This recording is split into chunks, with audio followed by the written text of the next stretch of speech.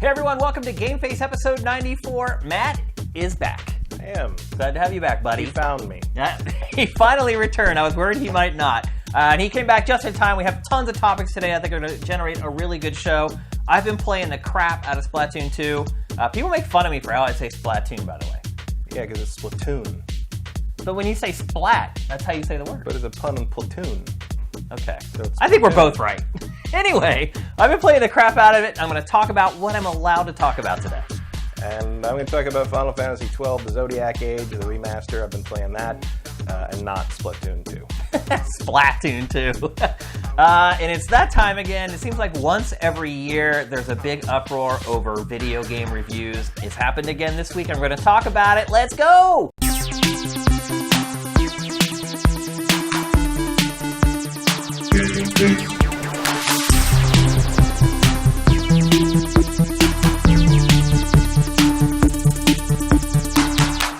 Greetings, everyone. Hopefully the dog days of summer aren't getting you down too much.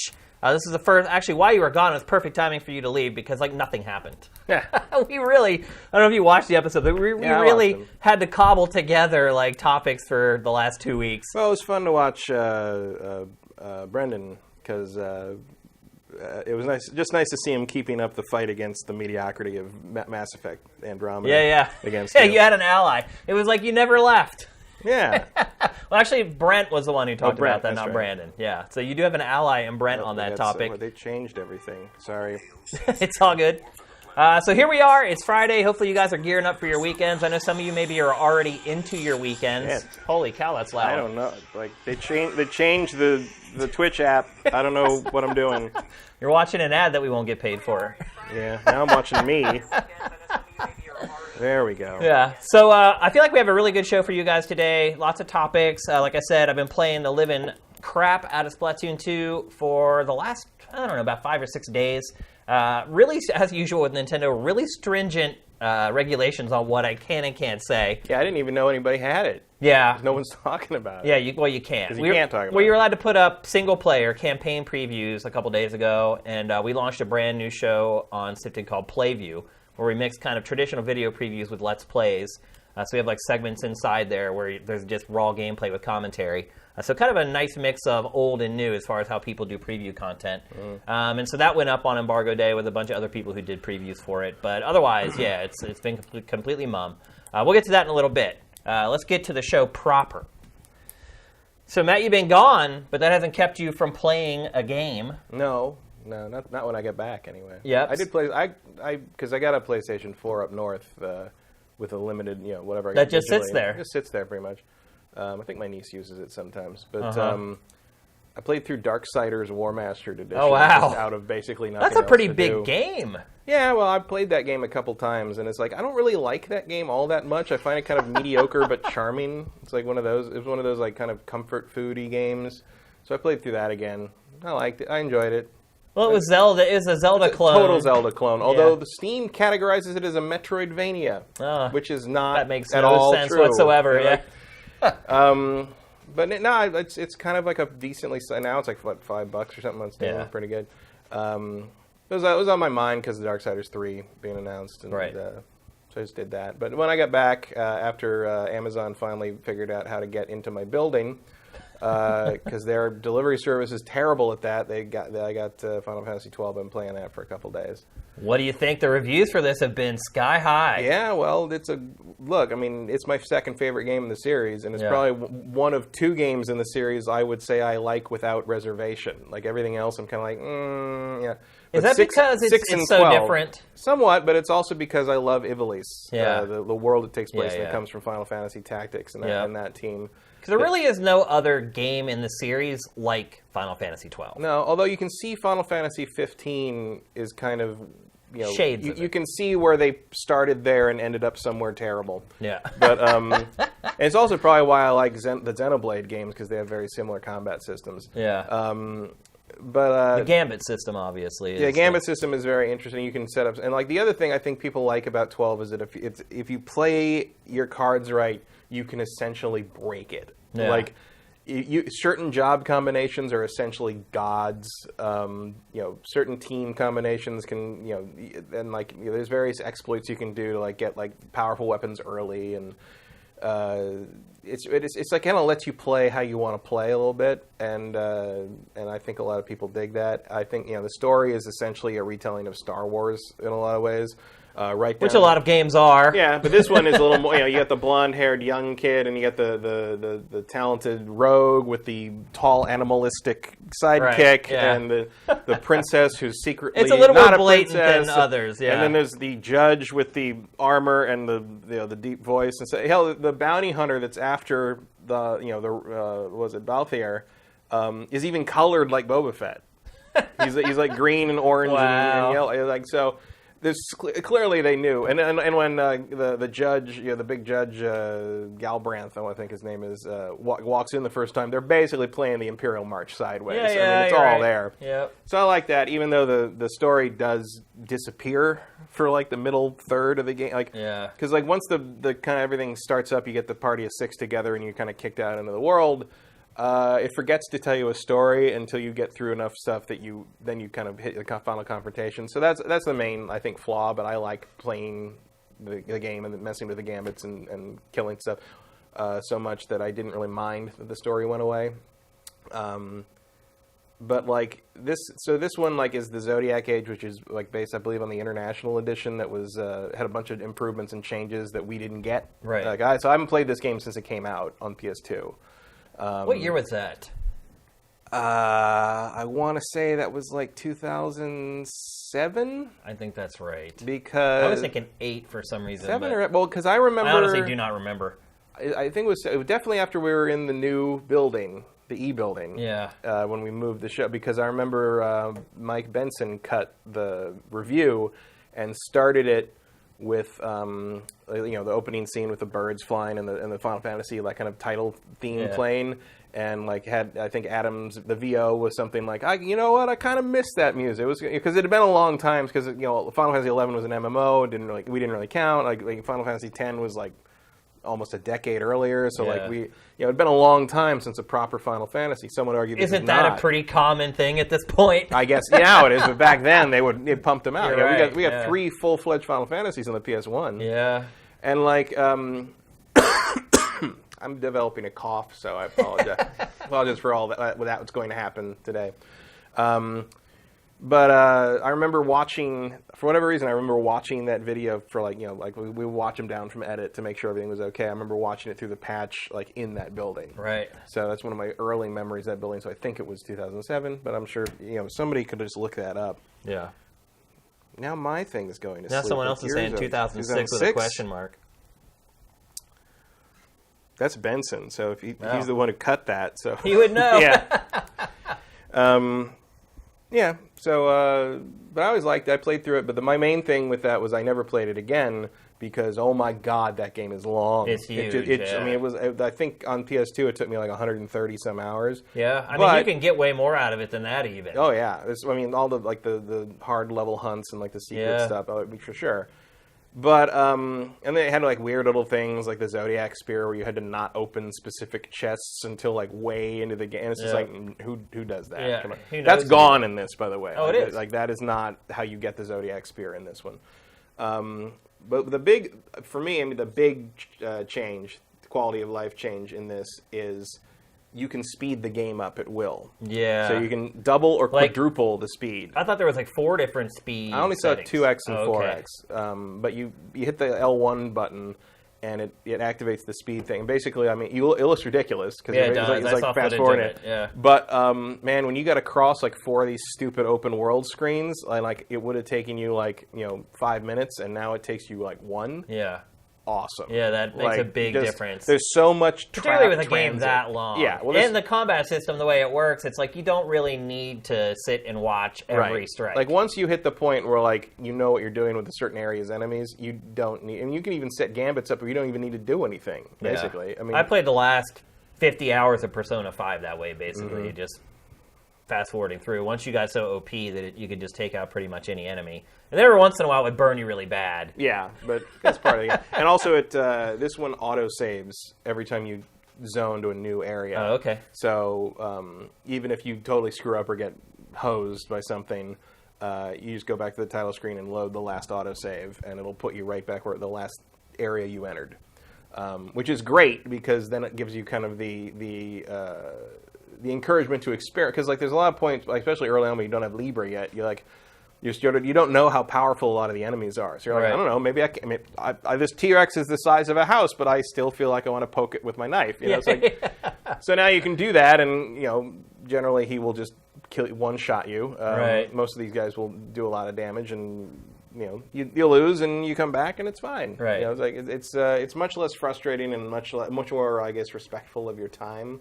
It sounds like it's been modernized in pretty much every conceivable way. Yeah, for the most part. I mean, it definitely and it doesn't look great. I don't think, it is just a remaster. I mean, you're looking at the footage right here. I mean, it looks a lot better. It absolutely looks better, and they fixed... But by modern standards, it's still... They fixed Vaughn's, weird abs. Yeah. I don't know if I saw at least, one article, I don't remember, maybe it was that on Kotaku or something? It was somebody, that was the actual headline, was said Final Fantasy XII remaster fixes Vaughn's weird abs. But I'm enjoying it. I mean, I'm not super far into it because it's a slow burn to some degree, especially if you have when you early on in the game when you first get Penelo, there's a whole bunch of weird little grindy things and hunt quests you can do before you lose her again. Because after you finish that part, basically you're on the highway to through a bunch of story stuff for a couple hours. So I did a lot of that. And now I'm almost done gathering all 6 of the party members, which is when kind of the game begins in earnest.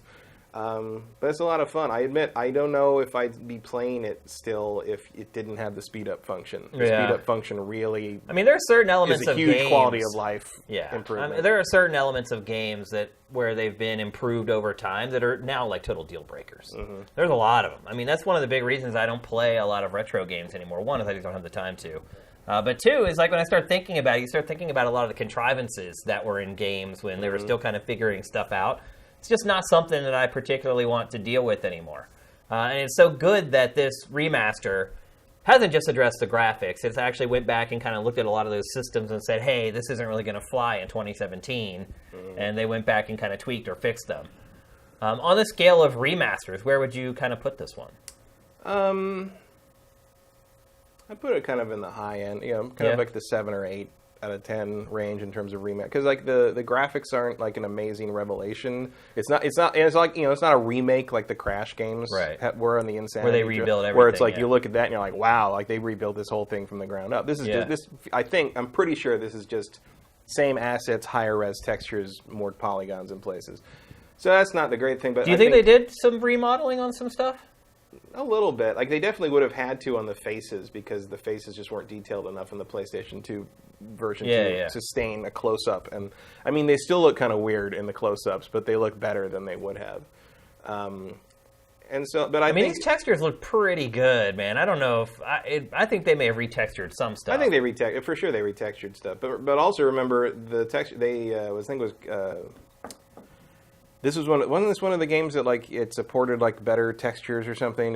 Or what am I thinking of? Vagrant Story.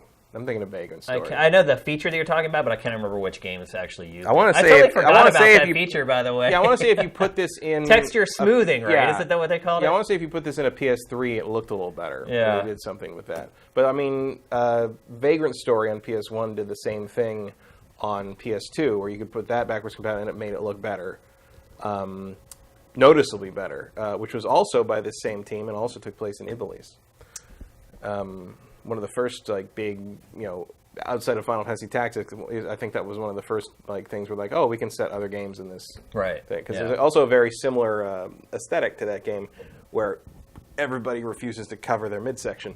But I think that a lot of the changes for Western audiences are going to be changes that were already in the Zodiac Age, the International Edition thing. So I don't know if I don't want to give that credit to the remaster, but in terms of just what they added to make it easier and better to play in 2017, they did a really good job, and they weren't afraid to, look into what the community that is still around this game was doing, because everybody who plays this game live stream uses emulator speed hacks, basically, to make it not take to forever. do what it does now. And I mean, there's people. I can't do it, but there are people who can play it at that speed. Oh, really? You know, and I don't mean like just running through trash mobs. I mean like they play the whole game like that. And I'm trying to play it at 4x. I'm just like, I can't talk to the merchant, can't hit the merchant. Where's the merchant? So that's a very much an acquired practice skill those guys have. Yeah. But it's just it's a lot of fun, and then like I know this is not this is kind of one of those Final Fantasies that like not everybody agrees on. Like there's some people that think it kind of isn't a Final Fantasy because it plays so different, and like which I think like is a hard thing to defend now after 13 and 15. That sounds crazy. Yeah. Like, but at the time, this was like this was a ridiculously crazy I mean, departure. there's still no other, like I said, there's no other game in the series that plays like it. But still. I mean, you got to remember, like we'd gone from 7, 8, 9, 10, 10-2, right? If you must, yeah, and then an MMO to this, yeah, and like there were people that were like, oh my god, like. The MMO got into the main series, and it's never going to be the same again. People were probably also a little bit afraid that it was going to send the series down a path that they weren't particularly interested in. Yeah. And a lot of times when that happens, people lash out. Oh, yeah. And like it works sometimes, because if you raise a big enough ruckus with a publisher and say, I don't like this, sometimes the publisher actually listens and doesn't sort of continue down that path. Yeah, and sometimes they give us lightning. Yeah, you're... for 10 years. Yeah. Yeah, but you know what? There's a lot of people that love him too. I mean, her. Yeah, sorry, but I mean, I think you could understand where that Freudian slip came from. Well, she is pretty much just Cloud with different hair. Right. Yeah. Well, plus it's like a lot of the characters in Final Fantasy are kind of androgynous anyway. It's hard to, particularly in the later years of the series. But well, that's why Vaughn's in the game, right? Because they just originally it was just all like I think Balthier and Fran were the main characters and. Focus testing or whatever their marketing department was like, no, it needs a pretty 16-year-old boy. Yeah, that's the bread and butter at this point. Now, how much is this selling for? Is it full 50. price? 50, so $10 less. Yeah, that seems right. That's a lot of game. Yeah, I mean, literally, you could probably play this game for around 300 hours. Yeah, if you really wanted. Certainly, to if you wanted a platinum, yeah. you could get a lot of time out of it. And it's the summer. There's nothing else to play. I mean, yeah. it's a good space filler until the big stuff starts coming out in August. It's a good time killer. Yeah. I mean, you got 300 hours. You may not even finish it by the time the summer's over. Yeah.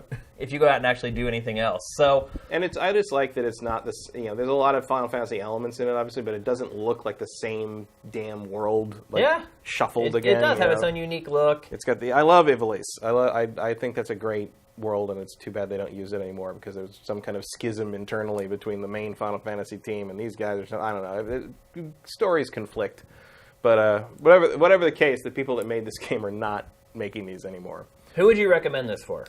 Anyone who liked the old game. So you recommend that people buy this and replay it? For sure. Anyone who likes the Xenoblade games and never played this, I think you'll find something to like here. Although there's no mechs. Yeah. It's not quite as like crazy anime as Xenoblade got, especially X. Yeah. But there's a lot to like here if you like that real time kind of battle system. And I would say anyone who played the original release and bounced off it because it was so long and grindy. Right. The speed options in this really make it a different game. What about noobs? People who have been playing Persona 5 and all the current recent RPGs, you think they're going to get into it? Does it feel like a dinosaur in any way? I think the way it feels like a dinosaur to me is how empty it can feel once the story setup's done. Like, empty in what way? In terms of like there's no narrative to keep pulling you through it. I thought you were talking about the worlds because looking at the at some of the worlds in this game, they are pretty empty. I mean, it is a PS2 game. And, it's a PS2 game. It only can push so many polygons. From 12 years ago or something. Yeah. So, is that a problem, do you think, or no? Not really. No? I didn't find it a problem just because there's combat happening constantly, so I never felt like it was too bad. Well, I think what we found too, even with I find the worlds about as empty as Final Fantasy XV. Right. That's what I was about to make my point. Is that like it seems like with the improvements in technology, the developers have kept a lot of the worlds just as empty and just made them bigger. Yeah. Like I've always wondered what a game would look like that took place entirely indoors, and every environment was really small. And maybe if they even just loaded it like room by room, like what would those rooms look like? How detailed? If it knew it didn't have to ever render like this massive open world and it could spend every polygon on an individual room with the current hardware, just how good would that game look? Well, I mean, it would probably look something like the first half of Final Fantasy XIII, because that first half of that game is just a long haul. Yeah. But, I mean, eventually that game goes outside. Yeah. So when you know you never, ever have to go outside and render all that empty space, and you can spend every polygon on just interior detail, I would love to see a game do that, just to see what these consoles are really capable of in smaller environments. I think that would be an interesting experiment. And imagine, like, the trailers when you first show that. And, and you're, like, in-engine gameplay, and people are looking at it like, no freaking way. And, of course, you can hide, at least for a little bit, the fact that you never actually go outside and it's all just an indoor game or whatever. But I would love to see what they could do with the current hardware in a more restricted environment where you can just use everything for more detail. I think more restrictions in general would be useful for this series. Yeah, for sure. Like someone, even if it's just someone sitting down saying, "You make it in 4 years. I don't want to hear about it." Yeah. Like, I'll see you in September. Yeah. So you would recommend this to noobs, though? I think so. If you look at it and you think the world looks appealing, or like it doesn't make your eyes hurt, and you understand like the combat is kind of like this blend of turn-based and real-time MMO style. Yeah. And especially if you like customizing your characters or building your characters, because you got a lot of freedom in how to build your characters in this game. Building them into basically game-breaking monsters, like, this is the game for you. Yeah. And, like, some people don't dig that. Some people want challenge. This is more of, like, a game that's there for you to exploit it if you want. And one thing I would say is the combat in this game, at least in the original, you do feel a little bit disconnected from the combat. Yeah. And even people maybe who just played Persona 5, even though it's completely turn-based, for whatever reason, the way the presentation works and the sound effects, like, I felt more connected to the combat than the original version of this. Mm-hmm. So that is maybe one. Yeah. It is a little MMO-y, I guess. Yeah, I think that was like one of the big complaints at the time. Certainly was like, in the standard Final Fantasy format, for lack of a better word, every fight is a discrete moment. An event, like the screen breaks away, you have the fight, you come back. Whereas this is like, you killed a wolf. Yeah. And now you killed another wolf. Yeah. And you killed another wolf. And killed another wolf. And there's even a mechanic that rewards you for killing the same enemy over and over, the same type of enemy over and over. As a chain thing that makes them drop better loot. Oh, better loot, yeah. So yeah, you're just killing wolves. Like, there's no drama to the combat in the way that people are used to for the old games. I don't particularly miss that, because it's like, that was like, ironically, like this game's combat is faster and more immediate, whereas like it's the movement through the world that took forever. And now, like, with the speed up option, none of that's really a problem.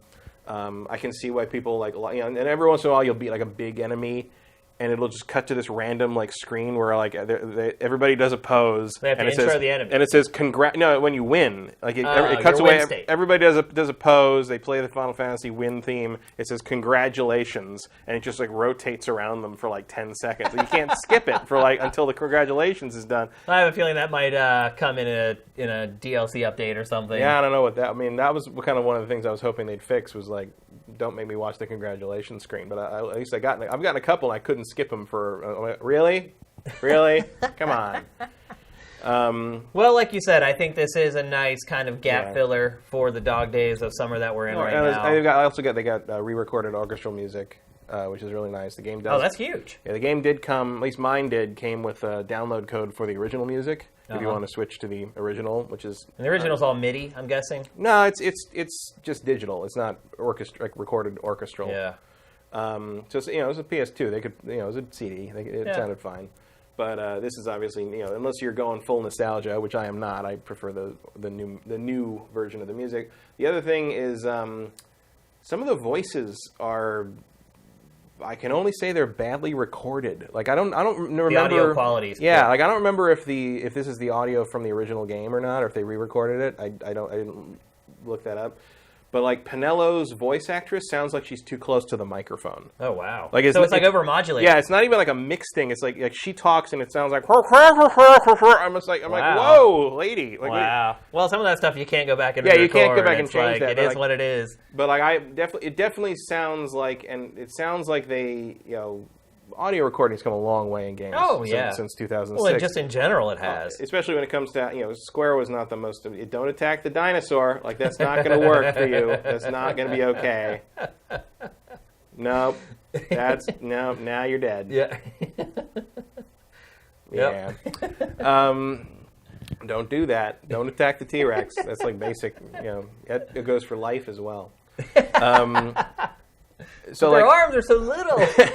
They don't need them. That's why they're so little. The head's as big as you. Yeah. So yeah, that was kind of jarring, and the fact that like nobody's voice sounds like the room they're in. You know what I mean? Like like you add effects or mixing to make it sound like you're in like a sewer or an open air. And that's not an excuse for this game. And that's not because tons of games were doing that. I mean, that happened on like the N64 when you drove through a tunnel in Mario Kart 64. Like, so there's a bunch of moments where it's like it really sounds like people reading lines to each other in the studio. Right. So that would be like one of the only real presentational flaws. But like I don't know. I don't remember. I can't remember what the old voices sounded like or if they added more to this. But like I'm a little disappointed in the quality of not the quality of the voice performances, but the quality of the literal sound engineering. Gotcha. Which is an unusual complaint these days. It is. It hardly ever happens anymore. Everyone's so good, and the equipment is so good and so cheap now. Everything's changed so much. It's like the amount of money that Square paid to do that back in 2006 or whatever, compared to what they would have to pay for the actual tech to do it. Mm-hmm. Now voice actors probably get paid more. I would say that, as they should. Although probably not enough, obviously, by the strike and everything. So, all right, let's move on. We're going to talk next about EVO 2017. That's happening this weekend, Matt. Happening right now, and I can't see it. Wait, is it started? Yeah, pools are today. Oh, okay. I never really watch the pools. I wait till there's some. I watch the pools because that's where I watch Guilty Gear and King of Fighters and stuff like that. I actually did not know that it was going on today, or I would have curated it to the site. But as soon as we get done with the show, I'll make sure it's up for you guys. I mean, there's some. I think King of Fighters finals is tonight. Okay. But most of the stuff, semifinals, everything start tomorrow. Fridays for like just crazy because anything can get on the stream on pools day. Yeah. So you just never quite. Sometimes it's just crazy fights between like really good people. Sometimes it's the rising stars that come out of nowhere. Like we have never heard of this guy, but he just beat like this. And like guys you think that are going to be big force. Smug is already in losers in the Street Fighter V tournament, which no one thought like Smug's one of the best players right now. He was fighting a pool player and he lost. Like you never know. You never know who you're going to run to. This is the great arena. EVO is where it all comes together. Everybody treks from around the world to play at this thing, and you never know who you're going to run into. Yeah. And some people, who knows? Maybe he lost to some guy who's never played outside of his home turf, but came to this and like just you don't know what you're doing. Also, that is the thing. You're right. That's the thing about EVO is it's a pilgrimage. Yeah. Like there's a lot of people who may have never gone to any local tournaments or at least never any official tournaments. Maybe they're just playing in their local they've never area. been in a Capcom Tour tournament, but they play at their local game store tournaments. Where they just destroy everybody, and they're known around the area as the best player. And finally, they save their money and they go to Vegas. And sometimes there's a big fish, small pond situation, but sometimes they're really that good. Right. You're absolutely right. So. And that's the exciting part is like you never know who's going to rise through those ranks. Usually it's the usual suspects, but every once in a while there's been a surprise. It's also fun right now to watch this because the big top players, the players that hit the grand finals, hit the top 8 every time now in the Capcom Tour thing. They're not the same people that used to do that 5 years ago. You're right. It's like a whole new generation of talent has come up, and it's really exciting to see all. You've got Smug, you've got Snake Eyes. There's still some of the old usual suspects in there, but like there's new people and they're excited to watch. Daigo and Justin Wong, they're always Daigo and Justin Wong don't make the finals all that often anymore. No, but they usually make the final 32 or whatever. Yeah, they make semifinals. They're there long enough to kind of get you into the tournament, and then it kind of takes a life of its own. I think Justin Wong is just crouched in the corner waiting for Marvel vs. Capcom. Yeah. Because a lot of those guys will game. Play 3 or 4 different games at these things, and so I mean that to me is crazy. Oh yeah, I don't know. They're like the decathletes of EVO. Oh yeah, they play all. I mean, Justin can play anything. I think Marvel's been his favorite in general. I guess triathlete's probably a better. I wonder how that's going to shake out in Infinite now that all his characters are gone. Right. He'll probably fight so that they never use Infinite. Well, I think a lot of people might fight so that they never use Infinite. Nobody has. To say, I mean, Capcom's got too much money in that. Yeah. Too much skin in that game. Well, it's like 2 weeks ago, there was some 13 or 14-year-old girl who just showed up at a Capcom Pro Tour event and won it. Oh, I saw that. Yeah, for the 15. She's 15. 15. And that was like what was that? A Rumble something. Yeah, I saw that, and she won. She lost it. I love it. It was a nail biter. Yeah, she but pulled I it out. loved It was good. her reaction when she won. It was just such pure, so pure. Like, and that, again, we've talked about Evo before on GameFace, and that's what we love so much about it. A lot of the fun of it is just the community of it and being around all the people there who love it as much as you do. Even in a lot of cases, a lot more than you do. And it's infectious. It gets you into it, and it'll kind of change your perspective on esports in a lot of ways. And to be perfectly honest, to speak to the graphic that's on the screen right now, like, for a lot of people, if you only watch one esports tournament this year, this is the one that you should watch. Yeah. Like, if you hate esports and you don't get it, I'm not a huge fan of esports. Like, I rarely watch esports tournaments. I respect people who do like it, and I get why they do. But this is the one tournament every year that I make a point to watch. And I will sit and watch hours and hours of it, particularly on Sunday. Well, when all the finals are going down and all the big matches and all the big guys who are left over are going toe-to-toe. Although, do check the schedule because some of the a couple big finals are on Saturday this year. Smash Brothers probably on Saturday. I don't care about Smash Brothers, but the finals are on Saturday. I believe it's Guilty Gear? Probably. Couple of them are on Saturday. I was surprised that are on Saturday. Yeah. Put it that way. So don't sleep on the Saturday finals either, because those are some of the smaller games in terms of like viewership, but that doesn't mean they're not entertaining. Yeah, and you won't be able to miss it. We'll have it. I think Injustice is on Saturday. Yeah. I don't know. There's 3 streams usually for Evo? There's usually 3 streams plus Capcom Fighters. Right. Like there's SRK Evo 1, 2, 3 and Capcom Fighters. Yeah, and you won't be able to miss it. We'll have all that stuff pinned to the top of everyone's SIP this weekend. And usually it's all on the front page of Twitch anyway. Yeah. So it'll be there. And then the Street Fighter V Grand Finals Sunday night will also be on ESPN2. Right, which is crazy. Which they did that last year as well. Yeah. And it turned out pretty well. It was fun to see my friends, it was Seth Killian and Mike Ross and Ryan Gutierrez, Gutex, all up there. I told them back in the day, like keep at it. They're going to get there, and they did. What I really love is watching all the response from, one, people who watch it on ESPN who are just want to watch Sports Center, but 2, like ESPN's talent. Right. Because some of them end up getting like crazy salty. Remember last year the guy Colin Cowherd went off about Heroes of the Dorm being on ESPN? That to me is the best part as far as just kind of sitting. Well, the great thing like last year was like, there was a tweet storm when it first started of like people going like, what the hell is this on my ESPN? That's not sports. Why am I watching? What is this on? Yeah. And like some of those people like an hour later are like, all right, this is pretty good. Yeah, It's like a lot of people just like dismiss it. We're like, oh, fucking nerds. Yeah. But there were some people that like dismissed it at first, and then they came back. They're like, this is pretty cool. Like there was some. The converts were the ones that I loved from that. Well, that's the thing about Evo though, is because it's all fighting games. No matter who you are, you get fighting games. I mean, most people have played at least one fighting game in their life, or seen a kung fu movie. Right. It's like so that's all it is. Everybody understands it's mano a mano. Yeah. They understand it's one that screen. Everything's there. They understand that within the game and outside the game with the people that are in it. You can see both competitors in the same shot together, interacting with one another. I mean, that's the arcade advantage. One thing I would say about Evo last year that I hope they fix is there was some weird issues with the on-screen graphics as far as like knowing who each person was and what team they were playing for and which character they were. Like, it was hard sometimes to figure out who was who watching the gameplay. And I'm hoping that this year they kind of iron out some of those kinks.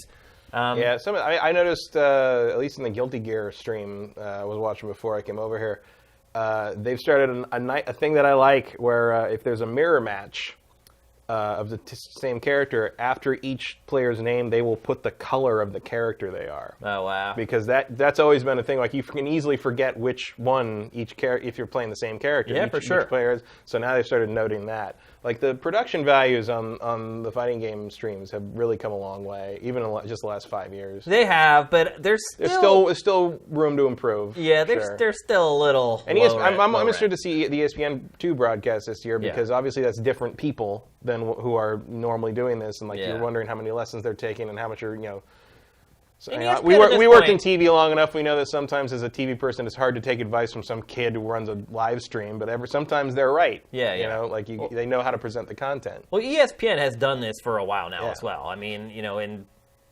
pretty arguably that covering MOBAs is far more challenging on television than it is a fighting game. So I have pretty high hopes that ESPN will do a pretty good job on the broadcast. Are you going to watch it on the stream or on ESPN? I'll watch it on ESPN. Will you? Yeah, because I'm then you don't interested get to see how that the works. chat and the reaction and everything. I don't care about the chat. Yeah. Like, but it's like, I will usually gravitate toward who has the better announcers, and I guarantee you ESPN2 is going to have Seth Killian. And he's the best. I don't know. Yes, Seth Killian's the best for sure. For Street Fighter especially. Yeah. Yeah. But I wonder who his partner will be, because Mike Ross has been kind of incommunicado for a while. Oh, really? He hasn't been doing a lot of high-profile stuff. But I why. imagine he'd come back for this if they asked him. I just don't know. I wonder why he hasn't been. I don't know. He's been doing his own thing. What would that be? I don't know. So anyway, He's a deep man of contradictions and secrets. okay. Well, it's going on right now. Don't leave our stream to go watch Evo, please. But as soon as we get out of here, and I'll curate that stuff to the top of the page, it'll be there all weekend. Highly recommend watching this, even if you've never watched esports before. Give it a shot. I think particularly on Sunday. Probably on Sunday, it's going to be hot as balls out there. You want to kick up your feet with a nice cold lemonade or an adult beverage. Yeah. Just don't judge it by Tekken. Yeah.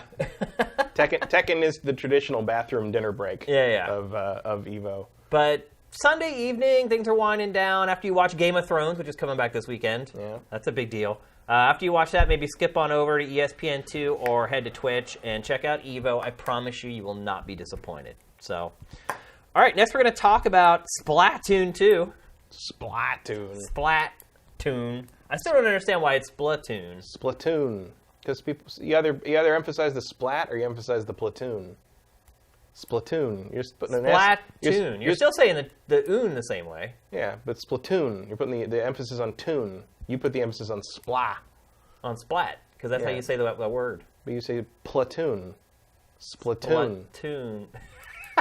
You're just adding an S to the front of platoon. That's all. Yeah. It's Splatoon. Splatoon. Do they say it out loud in the game? I don't think they do, actually. Yeah, I don't think I've ever heard a definitive. It's going to turn into the new Samus versus Samus that it's broiled on forever and ever. Samus. Samus. Yeah, that was a thing for a long time. Yeah. And then finally they said her name in Smash Brothers. People are like, oh, so Samus. But then I think Nintendo. But they said Samus in a really early commercial, like back in the day. Yeah, Nintendo was contradicting itself as well. Well, because it's like you can. It just depends how you want to pronounce that A from the Japanese translation and what they intend there. It's hard to tell. I think it's Samus. Yeah. So I've been playing. Or at least the one person I've met said Samus. Yeah. And I'm like, oh, now we got to deal with you. It's like, Samus. Right? So first I want to talk about the campaign, the single player in Splatoon. I pretty much am finished, and one thing I would note is that in the playview that I published on the site, I said that it was probably going to be a little bit over 10 hours. That was not accurate. So I was basing that upon playing the first 2 worlds out of 5. Mm-hmm. As it turns out, it does not even get to 10 hours. It's not as long as I thought it was going to be, extrapolating out how long it took me to do the first 2 levels versus, I think a big part of that was me just getting better at the game, not dying nearly as much, and kind of figuring out its systems and the things that it wanted to do. So it's not as long as I said in the playview. First thing I wanted to mention. The second thing I would say is that it is markedly better than from the campaign from the first game. The structure of it hasn't changed that much. It's still pretty much just like self-contained, extremely linear levels that you pretty much just have to go from the beginning to the end of.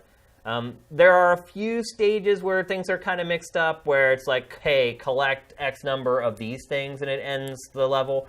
But for the most part, you're warping to a stage, and you're fighting and platforming your way to the end of the stage where you warp out of it. And it's all completely linear. We were talking last week, Brandon and I, about the Mario games and the 3D Mario games and how they provide a lot of latitude to kind of do things differently. Like every player kind of plays it differently, and good players will use wall jumps more than other players, and kind of the whole tool set. With this, there's not a lot of opportunity for your own interpretation on how you solve each level. There's generally kind of one way that you get through each obstacle. So there's not as much creativity in the play as you might find in a lot of other games. There are like a lot of hidden stuff in the game. Like each level has 2 things specifically that you're supposed to find, and then ultimately if you collect those things, that translates later on into you being able to use those things in a way that I don't think I'm allowed to say, to be perfectly honest. So I'm not going to go too much deeper into that. But there are kind of 2 collectibles. Actually, there's more than that. There's one that I know I can't talk about. But there's 2 primary collectibles that you need, and you can see them up there. So the one that on the right, the one is like a scroll, and the other one's like, I can't even tell what the hell that thing's supposed to be. But if you look at the top right there, in that level, I collected one of them. But there's 2 things you need to collect at each level, and then there's like those little orbs that you collect. And the orbs are what you use to kind of upgrade and things like that. So the campaign, while it's not designed all that much differently, what makes it feel and play a lot differently is the fact that each level kind of has its own level-based mechanic. Like something about it that kind of sets it apart from all the other stages. Like the one level you were seeing before, there's like these rolls that roll out. When you strike them, they roll out. In a certain amount of time, they roll back. And pretty much every level, particularly in the first, 2.5 levels in the game, there's kind of a new one for each one. And towards the end, it does kind of start using the same ones over and over again. But I like that about it. Each level that you go into, you really don't know what it's going to be asking you to do. And it kind of caught me off guard, and I thought provided like a lot of variety to the game in general. We're seeing a boss fight right now. The boss fights, I feel like, are way too easy. Right after you died. Well, yeah. I mean, but it's like a lot of Nintendo games where it's not really a test of your skill. A test of pattern recognition. Right. It's figuring out what you need to do, and then once you figure out what you need to do, you do it like the first time. Like the old Zelda games were a lot like that, and the 3D Mario games are a lot like that, and this one kind of follows into that template a lot. So, yeah, the boss fights were kind of a disappointment to me, which to me in the first game, they were kind of the highlight of the entire campaign. But I think that also kind of speaks to the general improved quality of the campaign in general. So after all these platitudes and all these compliments I've given the campaign, it's still not great. I guess is the best way I can put it. It still feels like basically the easiest way Nintendo could have created a campaign. There's really no story in it at all.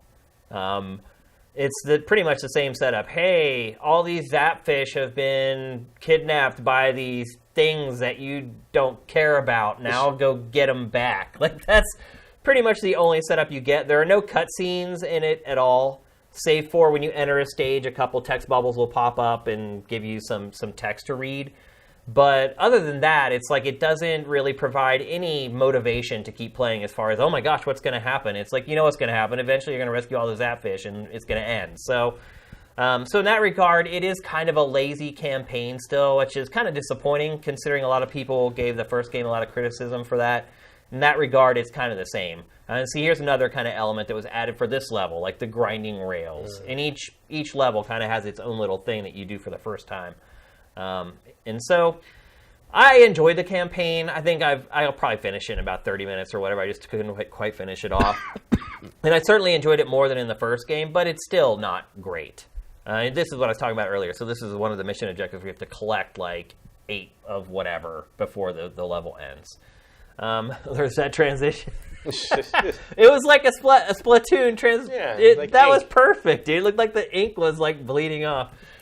So I guess what I would say is overall, do not buy this game to play the campaign. Like if you're someone who doesn't play online, maybe you have a crappy internet connection, or maybe you just like to play single-player campaigns, this game is not worth it just for the campaign.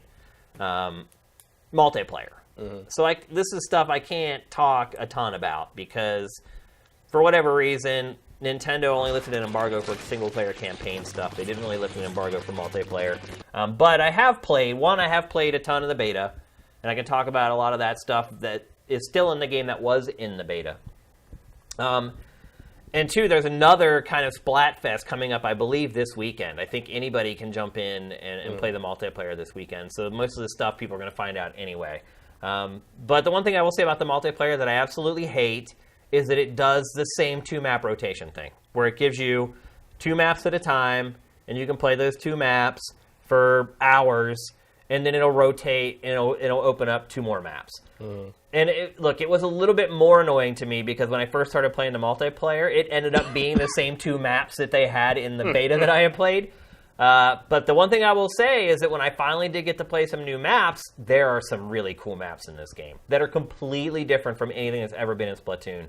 I've said before that maps in this game really don't matter all that much because they're all kind of the same. It's almost like they're like, okay, these are the objects for this map. Now let's just shove them into a randomizer and we'll create this map out of like all these boxes and squares and grates. And there are maps like that in Splatoon 2, but there are a lot more maps in this that are completely different. Like there's one where you start way up high and then you just keep going down, down, down, down, down. Like literally, like almost like a skyscraper. And kind of that addition or that added depth to the maps completely changed how you play it. Because the other part of it too is that it was really easy to die just by missing a platform because it was like kind of suspended in midair, and if you kind of fell off, you just died. So you had to kind of always look where you leap. Whereas in the more traditional maps that you usually get with this series, you can kind of just jump off any platform, and as long as you're not in squid form where you would fall through a grate, you're pretty safe knowing that you're going to land on safe footing. So I like the fact that they're really kind of mixing up the maps. I have not tried the voice chat yet, and I don't even know if I have the tools to do it. I don't have like the gear and the little dongle that I need, so I have not given that a go. I still have a lot more multiplayer I need to play before I can write the game eval, and I'll be doing that a lot this weekend in between watching Evo and whatnot. So I have not played Salmon Run yet either, which is the Horde mode. Obviously right now it's pretty much just journalists and influencers that are playing the game. And so just getting games sometimes can be a pain in the butt. Like Nintendo has put up these specific times where their testers will be on, and oh man, dude, their testers are so good. And the other part of it too that I should mention is that in the early going on this game, you really feel like you're behind the 8 ball, because I started, and most of the people I was playing against were levels like 9 through like 20, and I was level 1. And you have to play this game pretty much up until level 4. You can start buying new weapons, and level 5, once you pretty much have enough money to where you can buy most of them. And those first 5 levels, man, where you didn't have the guns and all the upgrades that everyone else had, was really, really tough. I was just getting slaughtered because I had one weapon I could use. I had no buffs. So the clothes that you wear, and this is just like the first game, but some people may not have played the first because it was a Wii U game. So all the gear you wear gives you buffs. It'll change how quickly your ink tank replenishes. It'll change how fast you can move through the environment, stuff like that. So your hat, your shoes, and your shirt, all that stuff, you can go to the stores back in the main hub, and you can buy upgrades so that you can basically make your character more powerful than he was before. And that's great once you get to the point where you can do that. But in the early going, when everyone else is upgraded and you're still using like the little pea shooter and you have no buffs, it can be really tough and really frustrating, to be perfectly honest. I guess the good news is it only took me, I don't know, 3 hours maybe to get to level 5, something like that. And again, that was with having problems getting matches, because there's lots of times where you sit there, and because there's only so many people, it's like everyone's in one game and you're part of the stragglers, like the 5 or 6 other people who are waiting for another game. Their game ends and you usually get matched up. But there's lots of times where I sat through the time limit. So, me saying that took a few hours to get to that point is, for most people, when the game actually comes out, it probably won't take them quite as long. But I just think it's something to keep in mind when you play it. Like, don't give up on it at first because you're getting your butt kicked, because you're going to get your butt kicked. Because everyone you're playing against is probably going to be higher powered than you and have all these buffs and all these weapons you don't have. And I think maybe the biggest part of that is the bombs. So you have your weapon, which is basically your super soaker, and there's tons of those. I mean, there's literally like 20 or 30 different weapons that you can choose from. But then everyone is equipped with a different kind of bomb. And when you first start, you just have this bomb that you have to perfectly, like it's like a grenade in any shooter. You have to adjust for the arc and get it right and account for how much it bounces. Once you start leveling up, you get access to like the good bombs. And there's like bombs where literally the player can just sit there and just send out literally like 10 heat-sinking bombs. And when you only have like that one bomb and you're squaring off against someone and they've got this other bomb where they're sending like 10 or 11 of them at you at once that are heat-sinking, it does not feel fair. And I just want to kind of put that out there for people, or even people who are going to play the beta this weekend, to give it a chance. Like, don't say, oh my God, this thing is so unbalanced, I'm screwed. You are getting screwed, and it is unbalanced at first, but eventually you'll get enough cash that you can go and buy the stuff that will help you compete. Control-wise, and goes throughout for both campaign and multiplayer, the controls still feel just a little wonky to me. Like, it's not this isn't the type of game that I would try to get really good at for esports. Like, this is the best way to put it. Because there's, like, awkward things where, like, for your special, you have to click down the right stick. There's just not really enough buttons, I guess, on the Switch controller to kind of handle it. And I think that was one thing we saw come from Cliff Bleszinski this week when people were asking him if he was going to bring Lawbreakers to Switch. And he said the biggest hurdle that they have, other than the tech, is the amount of buttons that are available on Switch. Yeah, but didn't they walk that back? I don't know. Somebody pointed out that on the Pro Controller, you have exactly the same number of buttons as the PS4. Right, but that's a Pro Controller. And I don't have a Pro Controller. I'm playing with the Joy-Cons. I think that's all the same buttons, though. I think there are extra buttons on the Pro. No? Not that I can think of. No? I mean, there's press the sticks, 4 buttons, D-pad here, 4 buttons here, shoulder, trigger, start, home. I mean, that's 2 clicks on the sticks. Yeah, I guess you're right. It's all the same. Yeah. I mean, I guess the DualShock 4 has the touch pad. Yeah. But if one button's your make or break on that, you just say you don't want to make it for the Switch. Yeah. Like, I think he was just trying to soften the blow. Yeah. And in this case, for Nintendo, it's just how Nintendo's mapped the controls. And you cannot map them how you want them, which is something else that I think is really important. You can't really do much of anything to the game as far as options are concerned. You can go to the controls and you can adjust, like, you have separate adjustments for whether you played in handheld mode or TV mode. What's the difference? Well, I think using motion controls on TV okay. mode is a little easier than using them when it's in handheld mode. It's screens on the Yeah, end. so you can basically turn off the motion controls if you want, and either one. But you can set them up separately as well. So it's like, I want to use motion controls on the TV, but I don't want to use it in handheld mode. You can do that.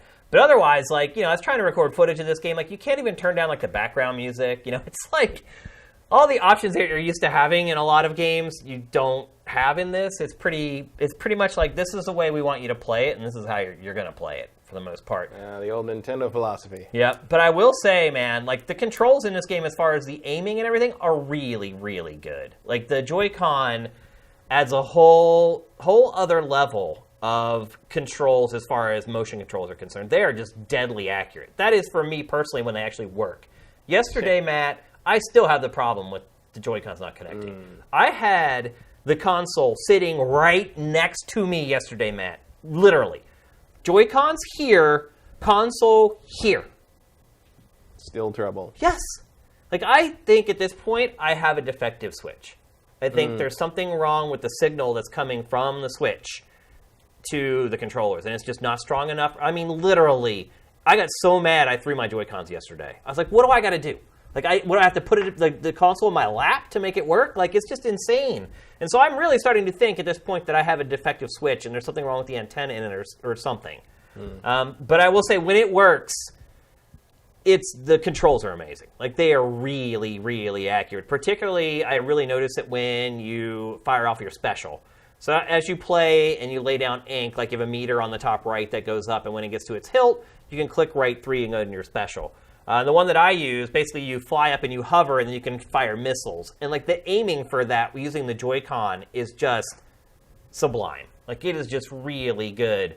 But there's still no getting around how awkward the game can be as far as like using both the right analog stick to turn the camera and using the motion controls at the same time. I think Nintendo's done probably about as good of a job as it could have with it, but it's still...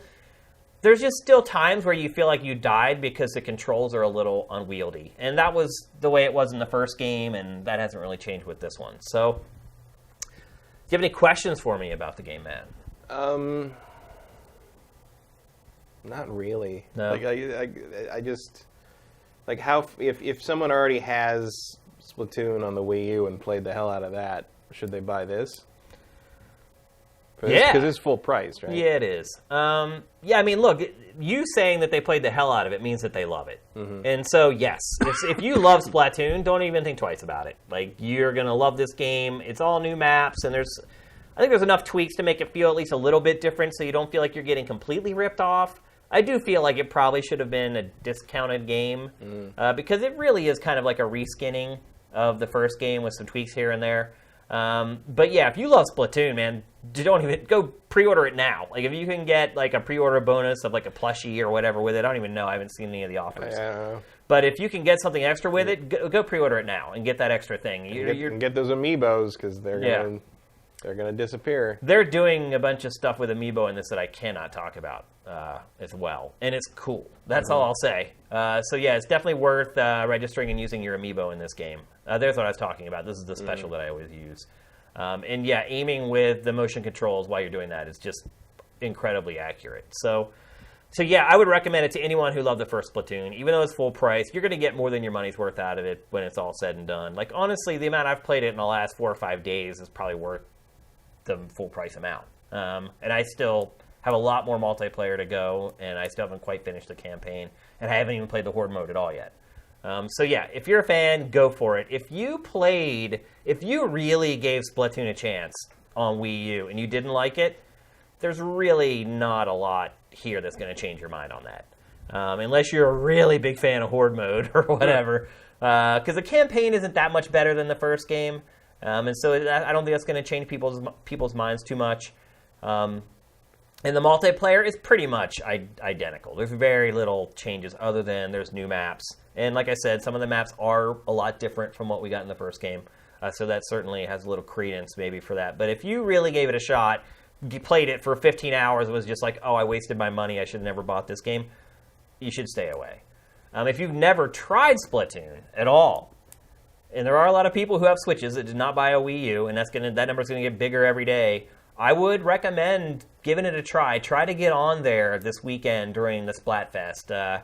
I think you'll know by the time the weekend is over whether it's something that you want to spend money on. In fact, I think for most people, you kind of know after like 5 matches. Because after the fifth, around the 4th match, you start to get the handle on the controls and how it works.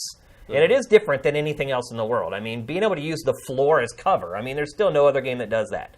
And that's really what being an Inkling is. It's, instead of using cover behind like a wall or something like that, you're essentially using the ground as cover. And there's nothing quite like seeing an enemy coming your way, ducking down below the ink, waiting for him to get close, popping up, and just killing him. There's no other game that really offers that. And I think you get that very quickly. Like within, a few matches, you start to really see like why it's so different from other shooters. And in a lot of ways, it's kind of a platformer too. Mm-hmm. And that even does mix into the multiplayer a good bit. Not quite as much as a single player, where you could almost really call it a 3D platformer with light combat. On multiplayer, it's switched. It's more combat heavy with some light platforming. So I'm having fun with it. And I was a person who kind of fell into the camp of, I like it with the first one. I think I played it for maybe like 2 weeks before I stopped playing it. And again, I think it went back to kind of the controls feeling a little loosey-goosey to me, is why I didn't end up sticking with it over the long term. But yeah, if you loved the first Splatoon, you're going to love this one too.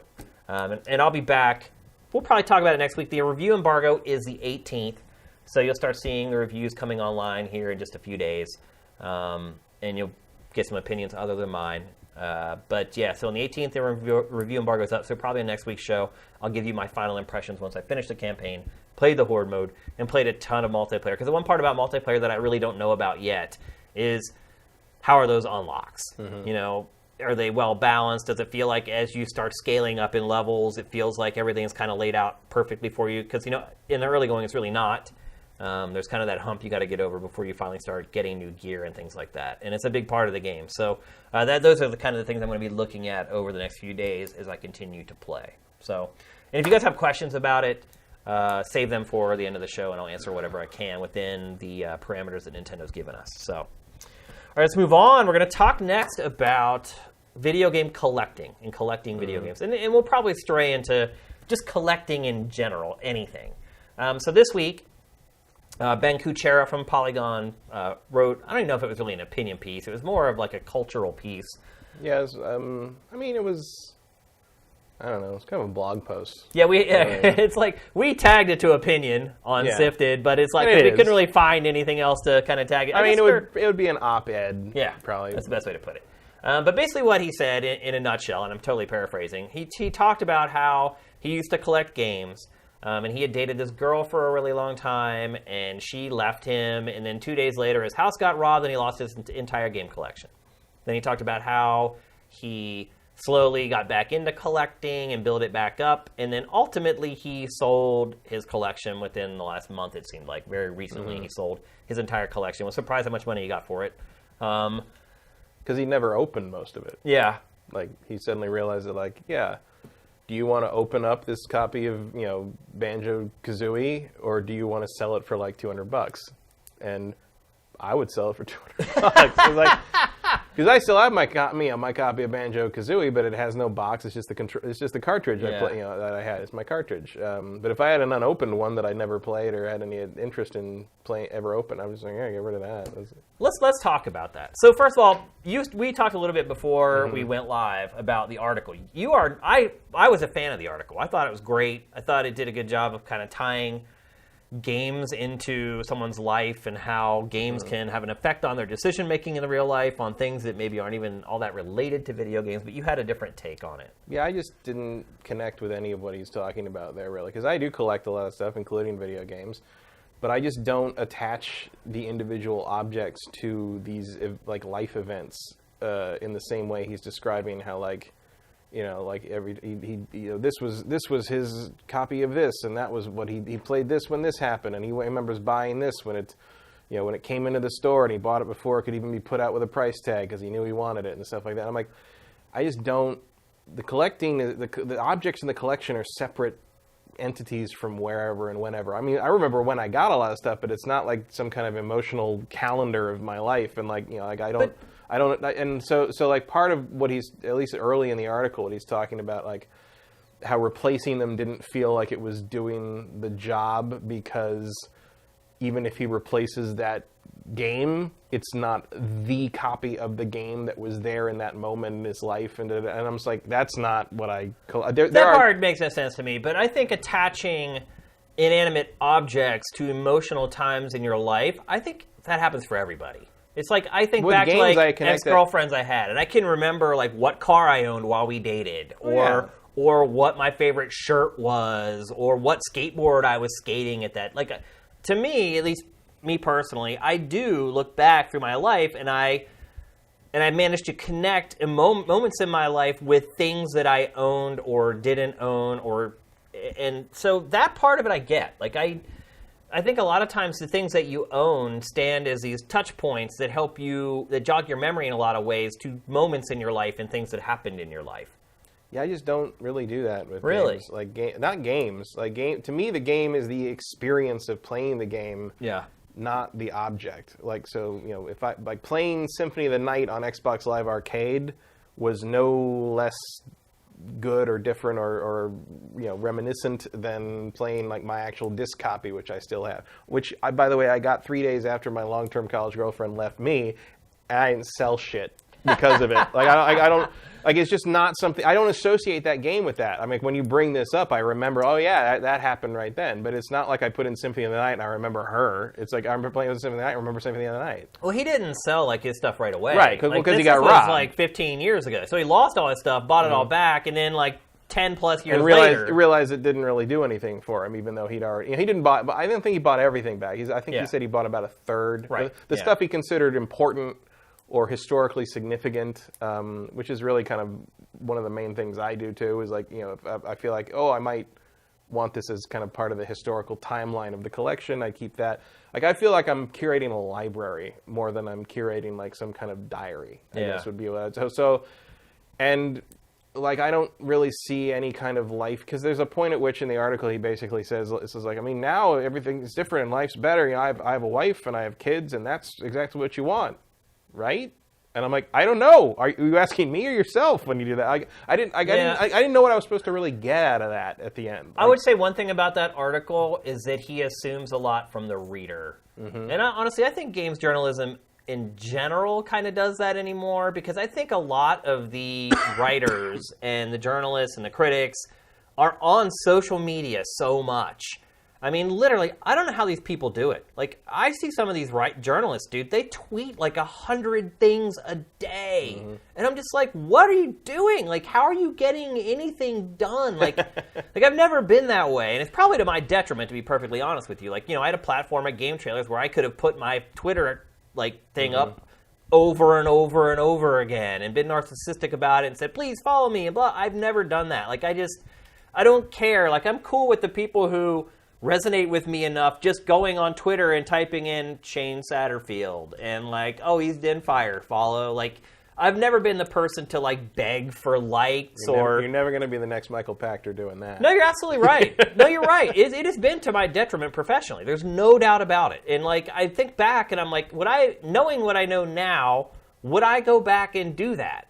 And I don't think I would, man. Like it's just not me. That's just not how I operate. Some people just aren't cut out for that. I mean, it's like I've thought about like, oh, it'd be fun to be like this thing. But it's like, yeah, it's a certain kind of person. This guy got to be that person. And I'm not a social media self promoter either. But I think a lot of these people, not just Ben Kuchera, because they are doing that, they're tweeting everything that happens to them, or they're on Facebook sharing everything that ever happens to them, no matter how mundane or small. I think they start to assume that everybody knows everything that's happened in their life. And Ben Kuchera, in particular, if you're a friend with him on Facebook, he talks a lot about problems that he's having, like emotionally, with depression and things like that. And I almost felt like that article was written for the people who are friends with him on Facebook. Yeah, a little bit. Because he assumed a lot of the reader in that piece. I mean, I didn't feel like I was missing a lot of personal information from. I feel like he put it all in there to some degree, but like I don't know anything about his wife or his family, and like the way he wraps that article up made me ask a lot of questions, and I don't know if I'm supposed to be asking those questions. For instance, like I said, where he's like, "Oh, that's my life. My life's good now, right?" And I'm like, I don't know. That's a question you should ask yourself, Megatron. I gotta. And the other thing I noticed that was like at the beginning of it, when he's talking about the ex-girlfriend who left him, that one of the early signs that he noticed was, or at least noticed in hindsight, was that she would get dressed in the bathroom before leaving the bathroom and walking somewhere else. And at the end of the article, he says he decided to write this article, in the shower, and then he put his pants on in the bathroom and walked to the kitchen. And I'm just like, if I'm Mrs. Kuchera, I'm like, red flag. Yeah. Wait a minute, like you just said, yeah.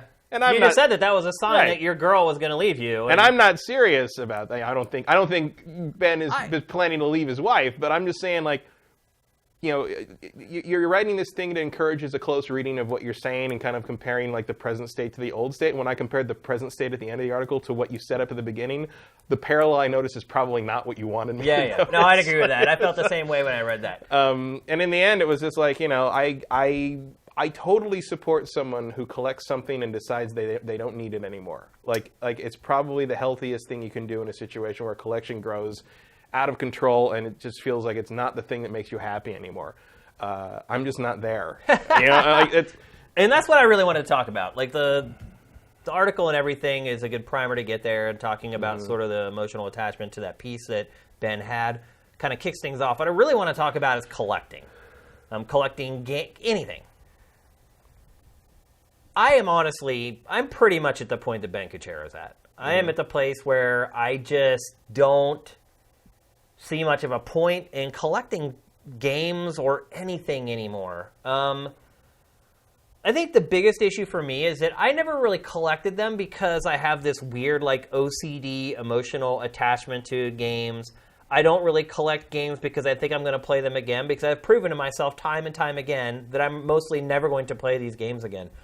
I collect games because they have value. Oh, chat's pointing out another weird thing about, that article, where one of the signs he talked about the relationship was ending was that people close the door when they go to the bathroom. Yeah. I'm like, I don't know what house you're living in, Ben, but I have never left the door open when I pooped around anyone. No, that's not a thing. Number 2 is the deal breaker. Yeah, number 2, you close the door. Yeah. I mean, was he saying that he did that with the door open? I mean, he didn't clarify, but it sure read that way. That's really weird.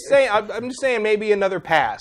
Yeah. I mean, look, number 1, I think once you're with a girl for a while, I don't close the door every time I go to take a pee at our place. Or certainly like if someone's in the shower and you got to use, it's like that. But like, otherwise, like, hey, one at a time. Number 2 is where I draw the line. Yeah. One at a time for the number 2. Yeah. But so anyway, what I've realized is that I don't collect games or anything else really for what maybe some people do. I collect them because I think they're going to be worth money someday. And at this point, they aren't. Right. None of these games are going to be worth anything now. Like, there used to be kind of these things you could cling on to maybe there's like a couple games left still, like Panzer Dragoon Saga. Like, they haven't reissued that yet. But eventually they're probably going to. They're going to remaster it or something. Maybe. And I hope. The value of that is just going to plummet. And with the way they're remastering games, reissuing games, there's really no value. Like, just on a whim, before we came to do the show, I started going back and really looking at old games. And so I started looking at, like, old Atari 2600 carts that I have with the box and the instructions and, complete. And, like, they're going for, like, $2.99. And those are the oldest games I own. And some of the games that I have are really rare. Like, games that literally sold, like, 40,000, 50,000 copies. And, like, they're not worth anything. Because the worth of a game is an interesting balance of rarity and appeal. Right. It's like if there's only 1,000 copies of something, that makes it rare. But if it's not good, nobody gives a shit. And it's very rare that there's a really good game that does not sell well. So there's always a lot of copies. You have to have something like Panzer Dragoon Saga, or it's Wave Mates, Res for a while, Burning Rangers, Shining Force 3, like those. Yeah, the end of Saturn Life games where they put like 4,000 copies out because they had to do it, but they didn't want to do too much of it. And I mean, another reason I've held on to a lot of my games all this time, although I also got robbed when I think I was still working at G4, wasn't I? Yeah, when I got robbed. I went home for Christmas. I came back, and they had cleaned out pretty much my entire collection. So that has happened to me before, and then I started building it back up again. But I think another thing that I always say to myself is, I'm going to need these games to do stuff later on. Mm-hmm. So I'm like, maybe we do like a top 10 list or whatever, or I want to talk about it, or I want to play this old game. Like, I'm not going to do that. The funny thing is, like, I do that too, and I just ran into a situation where I needed one, oh, really? And I don't know where it is. I need that stupid Bruce Willis PS1 game, Apocalypse. Yeah. Remember that? And like, I know I have that, and I don't know where it is. It's in a box somewhere, and I gotta find it. Because otherwise, they're not worth a ton. But you go on eBay for that game, it's like $20. I'm like, I'm not paying $20 for that. Yeah. But like, it's just. And I mean, look, this is why I buy retail instead of digital, because at least there's some monetary value to that game once you've bought it and you don't want it anymore. At least you can get $5 for it or whatever. With digital, it's like, for now, you have no value. You're technically not allowed to sell your accounts or whatever, although I think probably a lot of people do and get away with it. So Shane got robbed twice. Sleepy Droid, Shane gets robbed all the time. Oh, yeah. Like, you attract crime. I don't know. I must be Philly or whatever. Yeah, I mean, I got robbed in Philly. I don't know how many times. I can smell the cheese whiz. I guess. I had friends that came to visit me in Philadelphia while I was at Temple who walked to a corner store to get 40s and got robbed. Like, that's how bad it is. So I think I've run out of reasons to keep this stuff. Like, I think in the back of my mind, I was always like, well, if I keep this stuff around, by the time I'm 60 whatever and I'm ready to retire, I'll just sell it all, and that'll be like a little nest egg that I'll just top into my retirement funds if I have frickin' any at that point. But I just feel like I've run out of reasons to collect. And another thing that I've collected, and I think this kind of informed me on collecting games, is house music. Like, I have literally, like, a lot of the room where I record, our back bedroom, where I record a lot of the hangouts for Sifted, like, if you look behind me, you'll see some of my house music record collection. You'll see my turntable sitting up on top. That huge shelf, which is like way bigger than that Sifted sign, it's like 3 times the size of that Sifted sign, is like barely half of what I have. And I have records from like 1992, 93, literally when house music started. Like some of the very first ever house records. Pressed in Detroit, like, they are worth nothing. And with records, like, that stuff weighs so much. Each crate of records weighs like 60 pounds. And so I remember what it was like to move into our apartment, and like I remember the moving guys just schluffing my records around. They hated it. Like, I don't want to move this stuff. It sucks. So they started like destroying the records, and I thought they ended up not being worth anything. And so I'm a little more pragmatic when I think about collecting. Like, I collect stuff not because I have this weird emotional attachment to it, although there are some games or records that do kind of jog my memory with what I was talking about earlier. It's really more of like a financial thing. I'm like, these are going to be worth money someday. I shouldn't get rid of them. And as it turns out, nothing really is. Because all those records have now been put up on Beatport. And you can pay $1 and get like a pure digital file where you're not hearing like the noise or the dust on the needle. And some people like that. I get that. But most people don't. They're like, I'll pay $1 and get the digital file. And I start thinking about digitizing these records myself, which is another reason I've kept them around. I'm like, well, I have these tracks and I want to keep them. Putting the needle on the record and sitting there and listening to that record play for 15 minutes, you have to record it 1-to-1. And I'm like, I should just spend $1 and just get the digital file. So it just seems like everything that I've been into collecting in my life, I've come to the realization over the last probably 2 years that it's really freaking pointless for me. Why do you collect, man? Well, I collect video games because I like having that kind of historical record of the medium, not me. It's not about me and these games that have been through my life. It's about like I want to, one day when I have enough shelf space, I want to be able to kind of start in the Atari 2600s and sort of work your way down to the modern day. Now, I will admit, I've been buying a lot of digital stuff this generation. I've really switched over strongly to digital, not just because of either sales or whatever, or space for the actual physical games, but also because it's easier to jump from game to game when I don't have to put a different disc in every time I do it. And also sometimes it's like, hey, if I order this from Amazon, I get it on release day, but if I get it from PlayStation Network, I get it 9 p.m. the night before. Right. And sometimes that's enough for me to go digital on that because I get to play it earlier, especially when we have a show coming up.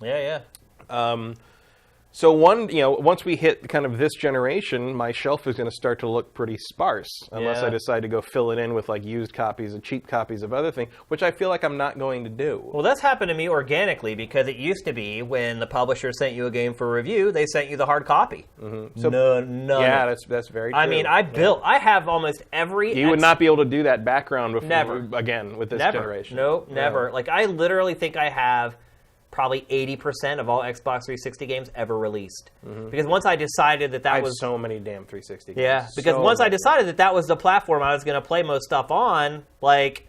When they'd send us in something for review, I would review the Xbox 360 version, and I'd put the PS3 version in our library, and then at whatever. And then at the end of G4, of course, a bunch of us we all walked out with giant bags over our shoulders of all the game. It was a big dividing up. I mean, we used to do that at Tech TV too. We did that at Game Trailers as well. You just have a game lottery. Basically. We just purge. We just take turns picking games until they were gone. So I have a lot of that, but everything's gone so digital that it's just kind of the game collection thing is kind of over. I think it is, and with everything going to remain backwards compatible and all that stuff, I think the idea of collecting for value is going to become a very, very tiny sliver of the collection market. And you also got to figure that there's going to be less people who are collecting. Right. Because it's not a part of the lexicon anymore. Right. It's like the generation coming up, the stuff they're going to have nostalgia for is all digital. It's all iPads. Yeah. Stuff. And I'm wondering, where is the sweet spot now to sell this stuff? It's like, do you sell it now? I mean, Ben Kuchera was pleasantly surprised by what he got for his stuff. Do you sell it now, or do you wait till when it's older, but there are less people, wealthy people, because a lot of them have passed on, willing to pay top penny for this stuff? Well, here's the thing. I think you're still good on the heyday of I think the last generation of real valuable stuff is going to be the PlayStation 2 generation. Yeah. And the people who were 12 when that generation happened are not 30 yet. Yeah. That's what you want. Because right now we're in kind of the PlayStation 1 era. This is why the Crash collection is selling so well, because people who didn't know any better because they were children have not learned anything since then. So I'm going to keep bashing Crash whenever I can because I hate those games. It makes people angry. I've got a lot of hate on the site over my distaste for Crash. I saw the Crash, one of the comments threads on one of the Crash stories is the only time I've ever seen you downvoted in the negatives on the site. Yeah. Like, people just don't take the Crash. Yep. Can't argue. It's popular. Can't argue with that. Yeah, for sure. But I think you're seeing it. So now you're going to see in 5 to 7 years, you're going to see the people who are in their formative childhoods, tween years, hitting the age where they have this maybe not too much disposable income, because let's face it, the economy has screwed that generation in a way that we can't even really imagine, and we were pretty screwed to begin with. I think it scred our generation. But I think it's getting worse as you move on. But they're going to want some of that stuff back again, and they're going to, all those old PlayStation. There's still some pretty valuable PlayStation 2 games out there.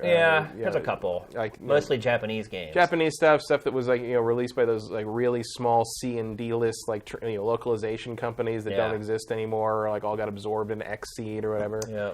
So those are still going to be valuable. So I would wait. I think you'd sell stuff off by generation if I was going to do that. I would basically go all the way up to the PlayStation 1 generation right now, and I would save the PS2 era stuff for a little bit later. And then I would make decisions on a game-to-game or maybe generation game-to-game basis for Nintendo, because Nintendo fans will always be willing to pay high prices for things for reasons that escape me. Yeah. Yeah, I mean, but in the end, the other thing is, as someone who's trying to sell off a bunch of stuff that we got out of my parents' old house, there's a point at which you have a whole plan in your head, like, oh, sell this, and this will be sell these to these guys, and at a certain point, you're going to have it all out there on the floor, and be like, I'm just going to put one eBay auction up and get it out of the house. Like, then so that'll be what That's happens. how you make the least amount of money off your stuff. But you really lose a lot of money that way. But you start thinking about the hassle. Yeah. Think about what your time is worth. Okay, right. Basically. I have this one game. I'm going to have to take a separate picture, create a separate post, go through all the bullcrap of dealing with eBay people, which is like the worst, because for whatever reason they think you're supposed to be Walmart. That's what drives me crazy about eBay. They're like, what do you mean you don't have a return policy? It's like, I'm not freaking Walmart. I'm some dude who bought a video game and doesn't want it anymore. But eBay has done that. It's tried to make its sellers look like they're eBay. And it tries to push all the brand new listings like up to the top, and like the whole auction part. It's funny, what eBay was founded on, which was auctions, is like a very small percentage. Like eBay just wants to look like it's Walmart now or Best Buy or whatever. It doesn't want people to associate it with, hey, I'm buying this from some dude in Poughkeepsie or whatever. And so you're right. You start thinking about selling each one of those things individually, and you're like, I would probably make an extra whatever amount of dollars off of what I've got. Is it worth the hassle? I had a whole bunch of old '90s era Star Wars stuff when the special editions came out and they started doing figures again after like a 14-year hiatus. And I had the first like 3 or 4 years fully complete. I had them all in package, the whole thing. They're worth about $1 each now. Yeah. And I had some more open, some were, and so I started selling the loose ones individually, a bunch of different. And at a certain point, just the sheer number of insane people that ask you questions about. I'm like, it's a tauntaun. How many different the questions can you have about a taunt? Like people like, can I get a close up of the horn to see if I'm like, no, I'm not going to take. Because there are some horns where like the kid may have like rubbed the ink off of it, and like, oh, dude, it drives me crazy. Like, it's been in a box in a closet for 14 years. Like, either buy it or don't. And the other crappy part about it too is like with eBay, like if you're the seller, you have no rights. Yeah, like, everything's tilted very heavily in favor of the buyer. Like I sold. Which is good if you're a buyer. Yeah, like I sold like a collector's edition of like Modern Warfare 2 or whatever. And you know how back then, at least they would always have like some cool little like RC copter or whatever. And like I put in the listing, does not include the car in the title, 3 times in the description. Sold it to him, guys. Like, I'm returning this. Where's the car? I'm like, look at the title of the listing. Read the listing. It says 4 times total that the car is not in there. And you know eBay gave him his freaking money back. Wow. You're just like, and so when you go through that, you're right. It makes you just want to put everything up on Craigslist or whatever and just do it all in one big lot and say, screw the extra money that I was going to make selling it piecemeal. Another reason why, like the whole collecting thing, it's like, it's kind of lost its luster for me. I used to collect, I collected comic books. I think there's really only 2 main things I still collect, and that's video games and Transformers. The Transformers collection is a far more emotionally driven thing because I just, I always like them. It takes you back to your childhood. Yeah, and also it's both that and also just the fact that I think it's really cool that you have this thing that can turn into another thing. Oh yeah, like for sure. There's kind of a puzzle box element to it, especially the high end stuff. Yep. The Transformers thing is probably the thing that's more out of control than the video, because a video game is this big. Right. Transformers can be big. Each so box, I've got somewhere in the 1,200 range. You have 1,200 Transformers? Yeah. Wow. How do you scale like with some of the best collectors out there? Not remotely. You're not even in the really? I'd be surprised if I'm even like the top 20%. Wow. For sure. Like there's a lot of Transformers out there. Wow. And there's you go to Japan and you really realize there's people with collections that are curated. I don't have any of the big, crazy, expensive stuff. All my G1 stuff for the most part is stuff from when I was a kid. So some of it, beat up. Most of it's really actually really good shape because I took care of my toys when I was a kid. But you don't have a box and but they're not. All that there's stuff, no boxes and stuff like that. It's not. I don't have like the crazy rare stuff like Overlord or Star Saber from from like the stuff that never came over here, which are a good condition Overlord in box is going to run you $1,000 all by itself. But it's I like the characters. I like I'm focusing on like the masterpiece stuff, and that's I want like nice display. Like I want to have a nice room where we have just display kind of museum display shelves of all these guys, and they're all up, and that'd be like one of the things I really want in a hypothetical house. And I'll probably never own. And so so that's something and I rarely get rid of Transformers. Like although I think I might. Every once in a while, I'll think about getting rid. I just bought one of the ones from the new movie because it's a little thing. It turns into a dragon. It's got a skull for a head. It's got like knight armor. I'm like, oh, it's really cool. I got it out. It's all floppy. The dragon mode is like the legs stick up and that's your head and your tail.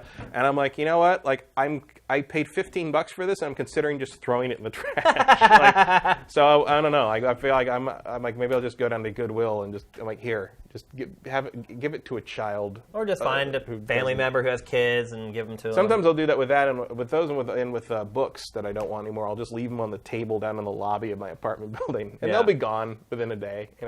It's a good way to keep things. I just feel like collecting in general is just going to slowly decline into nothing. I think the first thing that video gaming, I think that's absolutely in movies, true. I think too. Oh, movies! I mean, I used to buy tons and tons of DVDs. You got the whole Criterion collection. Yeah. You ordered it. I remember they brought it into G4 on pallets. Yep. You had something shipped to you work that came on pallets, and they had to have a forklift get it off the truck, dude. Mm-hmm. I'll never forget that. I remember opening that box and just seeing so many DVDs. The whole thing at the time, which was like 300. Yeah, and I have not bought a movie in like 10 years. I buy Blu-rays of stuff that I really like. When I got my 3D TV, I got a couple of the IMAX 3D things just because I wanted to see what my TV could do, but that was the last movie I ever bought. I still buy Blu-ray. I buy Blu-rays of the Marvel Cinematic Universe stuff that I like. I buy the Star Wars stuff.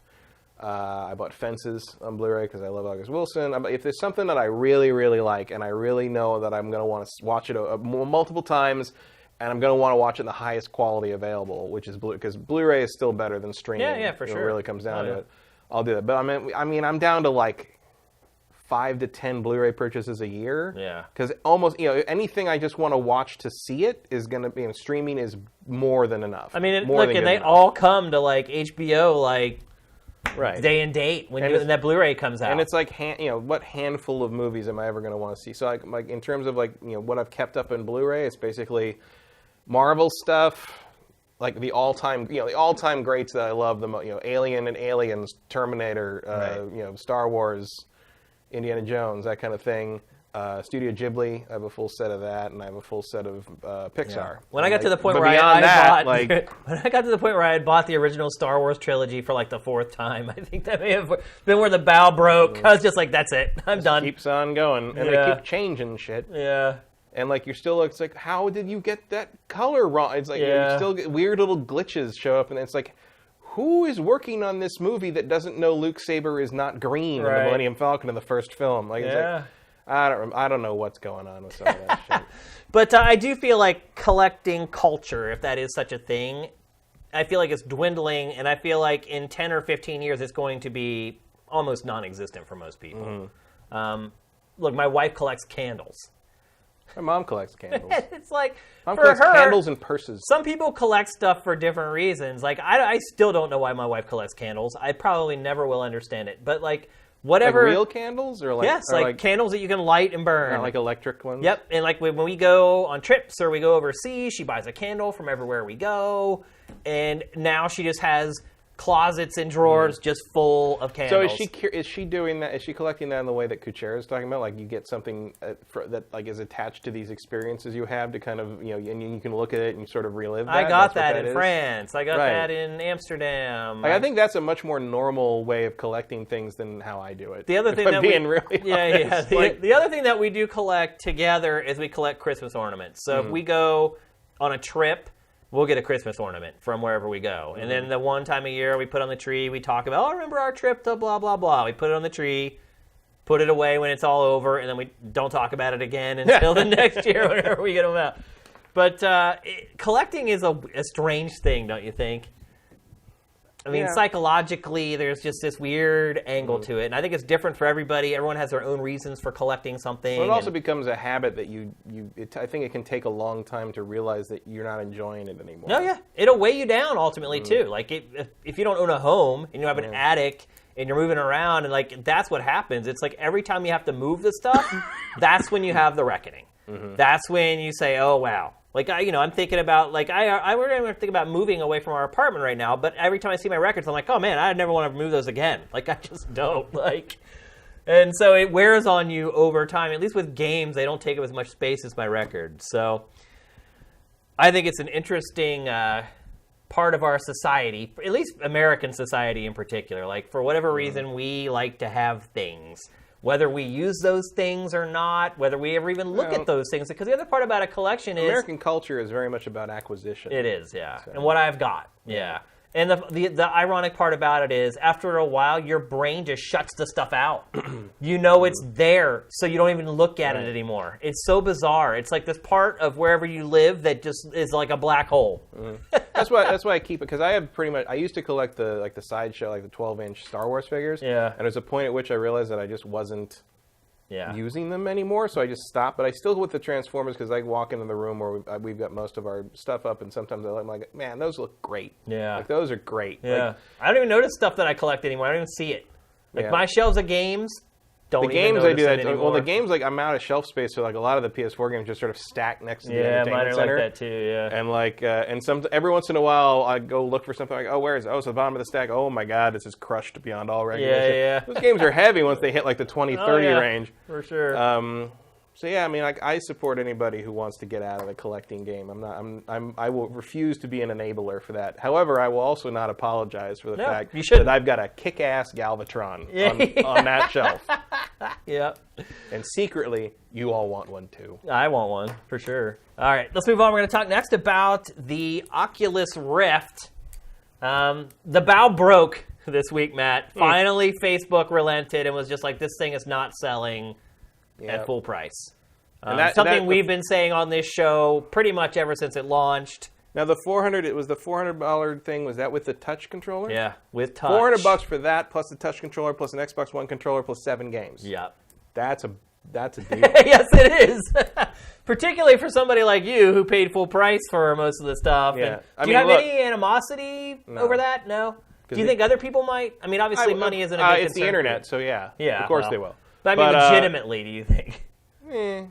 Look, it can't do room scale. Yeah.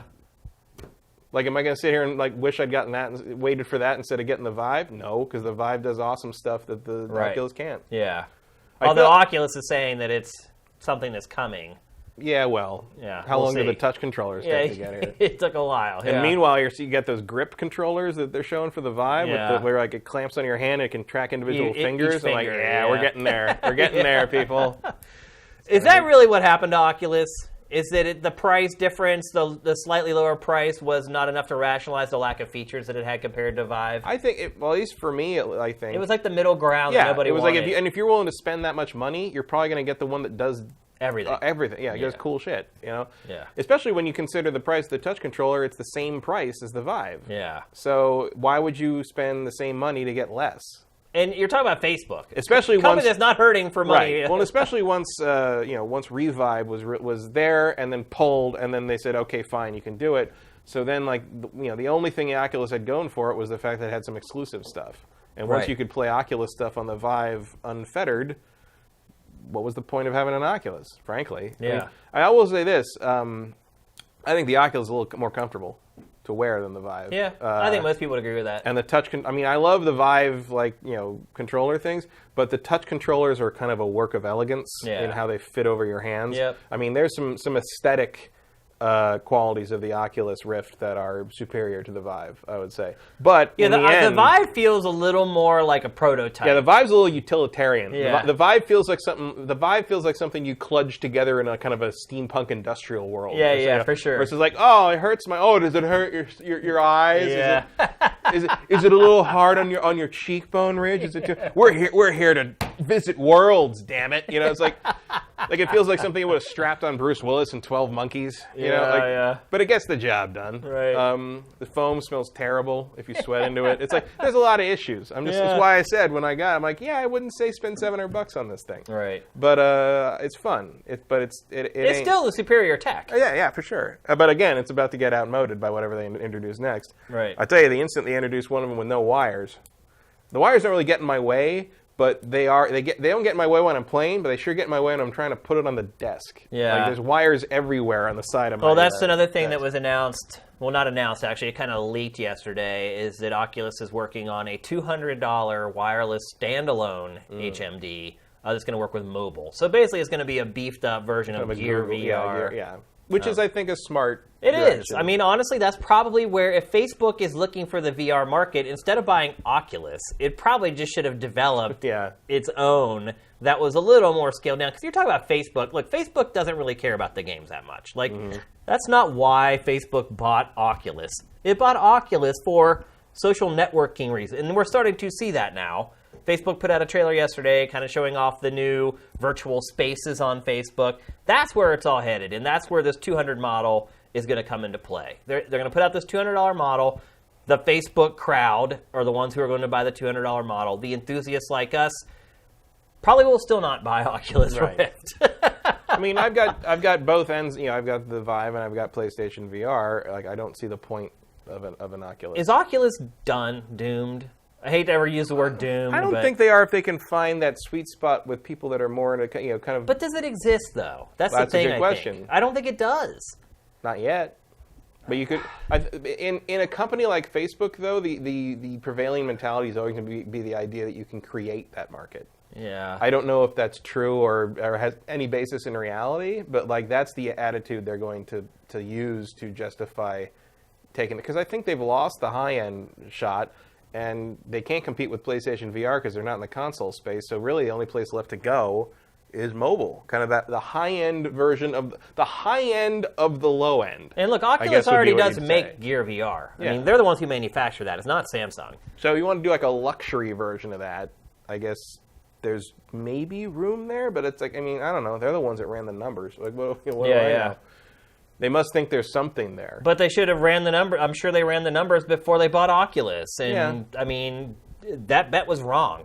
It was a poor choice. I mean, I really think that Oculus is doomed. Like, I think it's done. Like, I feel like you couldn't have predicted that at the time because Oculus really looked like it was kind of, in the forefront. It had that big Kickstarter. Like, that's what everyone was. When people talked about high-end VR, that's what they're talking about. Were the Rift dev kits.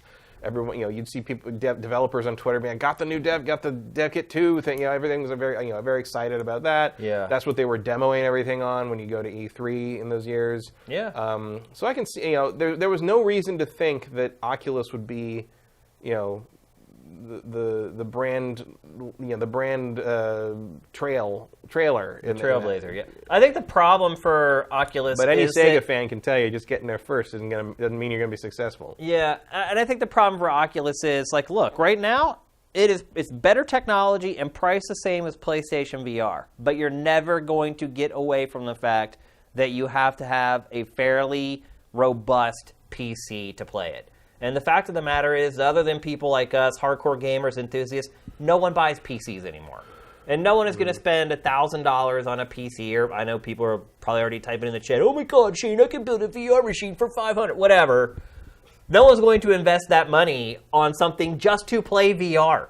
They're going to look at it like, well, I could just buy a PlayStation 4 and play a bunch of other stuff that isn't VR that's great and play VR with that, and this is good enough for me. Like, I just feel like Oculus, even with this amazing price cut, I mean, $400 for Oculus 7 games, Xbox controller, that's $60, $70 right there. Yep. And the touch, I mean, that's a great deal, and I don't think it's going to make any freaking difference. At like initial release costs, that's like $1,000. I think their first week of this deal, they sell 15,000, 20,000 of them, and that's it. Like,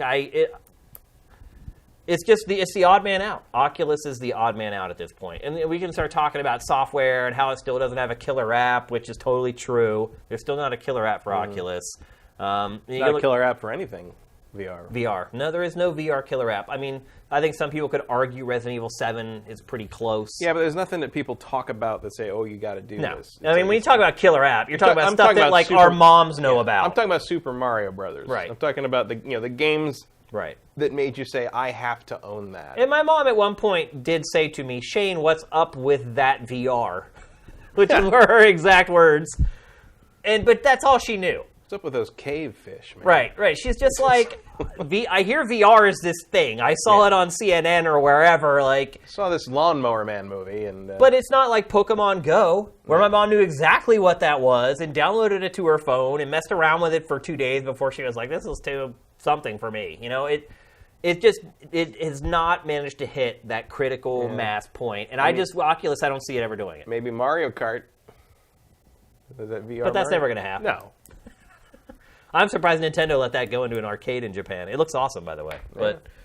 But yeah, I mean, I just think that this is Facebook admitting defeat with Oculus Rift. I think it's just at this point, it's kind of like me with the T-shirts. Like it's like Sell what you can, keep the brand alive. Like, just get it out of here. Yeah, it's like at a certain point with the T-shirts, I'm like, really? Like, I don't care if I make any money off of these things. I've got boxes and boxes of them sitting in my back room that I just want to get rid of. And that is, I think, where Facebook is at with Oculus Rift. It's like, man, like Zuckerberg's just got rifts up to the ceiling in his office. I mean, I'm sure there's a warehouse somewhere where they're just loaded with them because Facebook bets big. It thinks it's going to succeed, which in a lot of ways is the right way to go about it. The same reason I order so many shirts. I'm like, people are going to love these. Yeah, if they're only going to buy them. If only Nintendo had that attitude towards Switch production. Right. Yeah, exactly. Yeah, good point. So, I don't know. I think it's another case where I wish we had taps loaded up on the TriCaster so we could play taps and Matt and I could stand at attention and bid farewell to the Oculus Rift. But I think this is the clearest sign yet that it's curtains for that thing. I know one thing. If I were working at Oculus Studios making exclusive games for Oculus, I would probably start dusting Calling Valve. I'd start updating my resume at the very least, maybe. How's that Half-Life project going? Yeah. Have you put it into goggles yet? Yeah, exactly. So there's your killer app, Half-Life 3. Yeah, you're absolutely right. That would be a killer app. But if you really want to make VR, quote-unquote, happen, take the plunge and make Half-Life 3 VR exclusive. Yeah. And look, what I said... People would scream and yell, and then they'd give you $700. They would, yeah. And what I said earlier that they're going to sell 15,000, 20,000 of these things in the next couple weeks. I'm talking about the sifters, by the way. The people on Sifted, the really dedicated, the hardcore game. There are people that are going to buy it. So, I'm sure there'll be people in comments being like, well, I'm buying it now. If I didn't have any VR stuff, I would probably buy that. Yeah. I mean, it's the best price you're going to find for any of this stuff. And that's where it's going to come from. It's going to come from the core gamers. But Oculus needs to go way beyond like the corest of the core gamers to make this a success after all the money is spent on it. So Facebook is not about niche. Nope, it is not. Facebook is that about is not its business. dominance. That's right. Yep. So we shall see. Let's talk next about Castlevania on Netflix. So Matt, you and I know, everyone watching knows, everyone who's going to watch this archive knows that there have really never been a great movie or TV show based around video games. No. No. Trying to think. Passable at times. Passable. I'll give you that. Great. I'll give you really. that. Great. No. Is this the Castlevania anime on Netflix the first? No. Yeah, you're right. It's not. Why build me up just to tear me down? It's not terrible. No. But it's not Well, great. it's far from terrible. I mean, it's way better than terrible, I guess is what I should say. But it's not fantastic, and look, like, people who know me know my Netflix show rant by heart at this point, but it's like, I don't know what happens with the original produced Netflix shows where, like, is there a mandate that you have to pace these things like complete dog shit?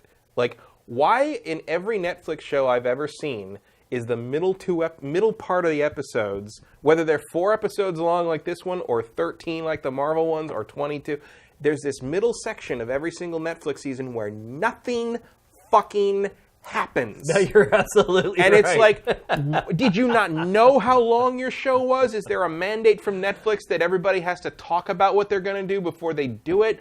Like, it's just... I think I'll say one thing. I think, and this show ends, by the way, at the end of what should have been the end of Act 1 yeah, of you're the story. absolutely right, yeah.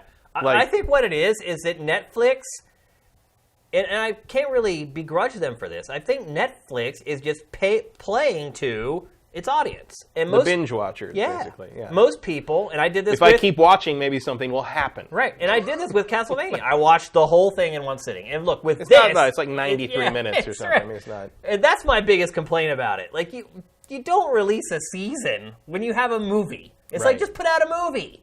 Like, why do I have to sit there and watch... And it was always planned as a movie. Yeah, it's like, why do I have to sit and watch the close and the open every frickin' time? Just make one frickin' file, because that's all it was. It was just one movie. And I think Netflix just programs to its audience, which makes sense, really. Maybe. There are considerations later for syndication. Maybe Netflix stuff ends up on other service. I don't know. Yeah, I just don't get... I mean, it's like... I mean, I'm more of a story structure guy and stuff, and I don't understand. This is the same thing that happened with, and it happens to various degrees here and there. But like even a show that's like universally praised, like Stranger Things, I think had a problem where like right in the middle there, like episodes 6 and 7. What was it? 8 episodes? It's like episodes 5 and 6 or 7 there somewhere. The sheriff sneaks into the secret lab, and the one kid doubts 11's trustworthiness. Right. So that in the final episode, the sheriff can sneak back into the lab, and the kid can doubt the trustworthiness and be right. It's like they just repeat the same thing. And in this one, the Dracula rips stuff up in the first episode, which is pretty cool. The first episode is really good. Yeah, first episode was like, wow, okay. Like, when it first started, I was like, oh my God. Like, are we going to do this? This is going to be like the best thing ever. And then we spend 2 episodes with Trevor Belmont nothing. Being a drunken Shinji from Get in the Fucking Mech Shinji. It gets so bad. And he just won't fight. He won't do the thing. And it's like... He's like letting people beat and him up. And of course, by the end of the 4th episode, he's decided, okay, yeah, I do care and I want to do that. Because everybody... But it's like... But then he says he basically cared all along. He cared all along. But it's basically like... So it's this constant... This happens in a lot of these Netflix shows and in general shows now because pacing is a lost art where basically you're waiting for the character to make the obvious choice or do the obvious thing they're going to do. Right. But at the end, somehow it still feels like it was rushed. Yeah. Like Trevor's going to like embrace his heritage and do what the Belmont clan does. But he already has. But it also still feels like he never really made that choice. It feels like it just sort of happened. There's no explanation whatsoever for why he acts the way he does. And look, none. How in the world do you make a Castlevania show and I never see a Belmont fight Dracula? I know. Well, look, I don't want to just completely dump on it because ultimately I did enjoy it. Like, I mean, the heart's in the right place. It is. The first episode... Not necessarily in the chest cavity. It's a very violent show. The first episode is incredible. First episode is great. I really loved it. And there are moments where I'm just like, oh my God, they freaking pegged it. Just like the depiction of Dracula, how he just turns into like this demon. And there's little things where, like... of fire and like... There are just some scenes where I'm like, oh my God, my fanboy, I'm going to explode. And there's a lot of good like references, even when he teleports out as the pillar of fire, like in all the boss battles. Yep. There's clearly, Warren Ellis knows this property, been trying to get this made for something like 13 years. Yeah. Like this, so he's doing it right in general, I think. Was this made in Japan? It was animated in Japan. That's a mistake. Here.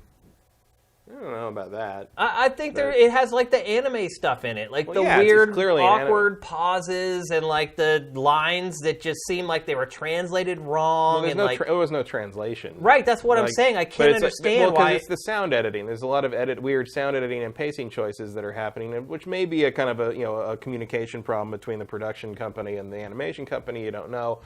Maybe sometimes there's a language barrier. The main thing is that like the budget's not high enough on this because the action's pretty cool. They've got a lot of cool special effects moments like the Dracula stuff and the sword fights and that kind of thing. but just like the animating of a character walking across a room. It's like he just just took the still and just like. Yeah. And it's like, look, when it comes to this kind of thing, like, and you know, I don't know, if, maybe it's not a fair comparison. I don't know, but when I think about this, I think about the old '90s like OVAs from anime, you know, and I'm thinking about stuff like Macross Plus, Vampire Hunter D, Ninja Scroll, and all that stuff from 25, almost 30 years ago looks a hell of a lot better than this. It does. And so I know technology has, you know, some of that's, I mean, obviously all that's like very hand-drawn paints. You know, a lot of this is hand-drawn too, but it's not hand-drawn on the same level as that stuff.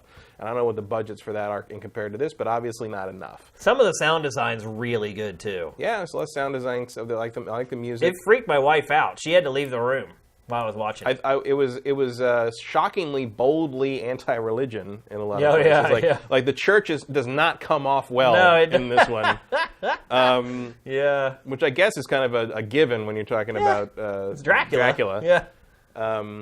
Especially in a you know, because in the world of the Castlevania, the ultimate weapon against vampires and monsters has to be a magic whip, not a cross. Yeah, exactly. So well, the other part of it too is that, like, you were talking about pacing. It's like they don't really establish enough of the relationship between Dracula and the woman for you to understand why he flies into this rage. It's like he meets her, he's like, oh, you're kind of a cool human being. And then, like, they flash forward, like, 40 years, and, like, all of a sudden he wants to end the world. It's like there just wasn't enough. They're assuming you know a lot of Castlevania backstory in that first episode. Yeah, which most people watching it probably do, to be fair. But it's like...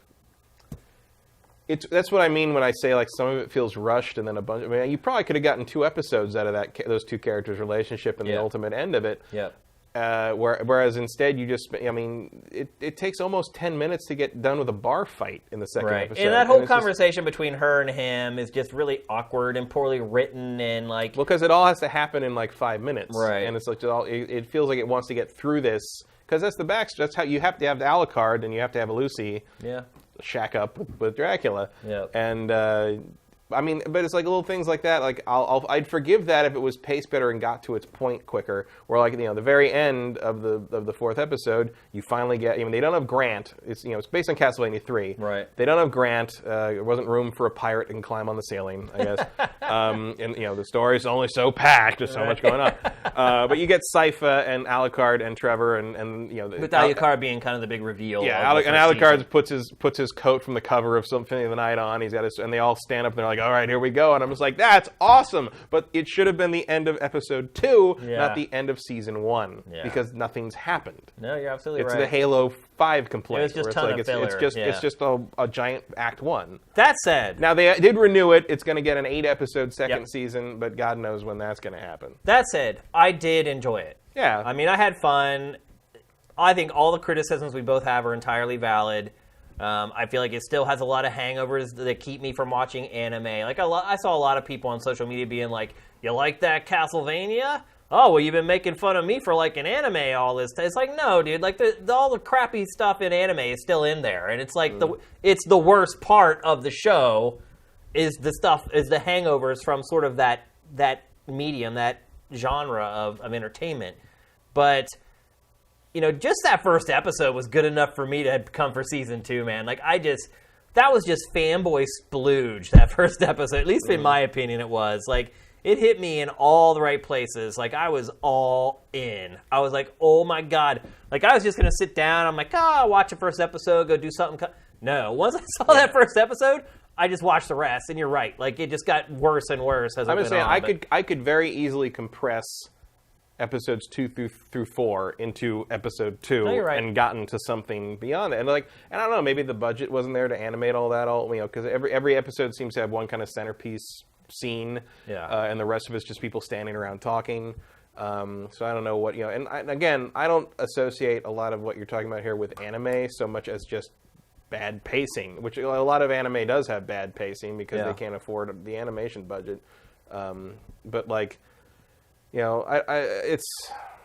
it was disappointing in terms of how close it got to something great, I guess. Yeah. And like, if you just turn the dials a few places here, you would have had something amazing. Yeah. But instead, it falls victim to a lot of the same problems other Netflix shows and other shows that have pacing problems have, and it also falls victim to a few adaptation decay issues, where like you're kind of like, well, the relationship between Dracula and Lisa gets kind of rushed through the door, and so you don't really understand. I mean, I get why he's upset, and like all you really need Dracula to be is angry, so fine.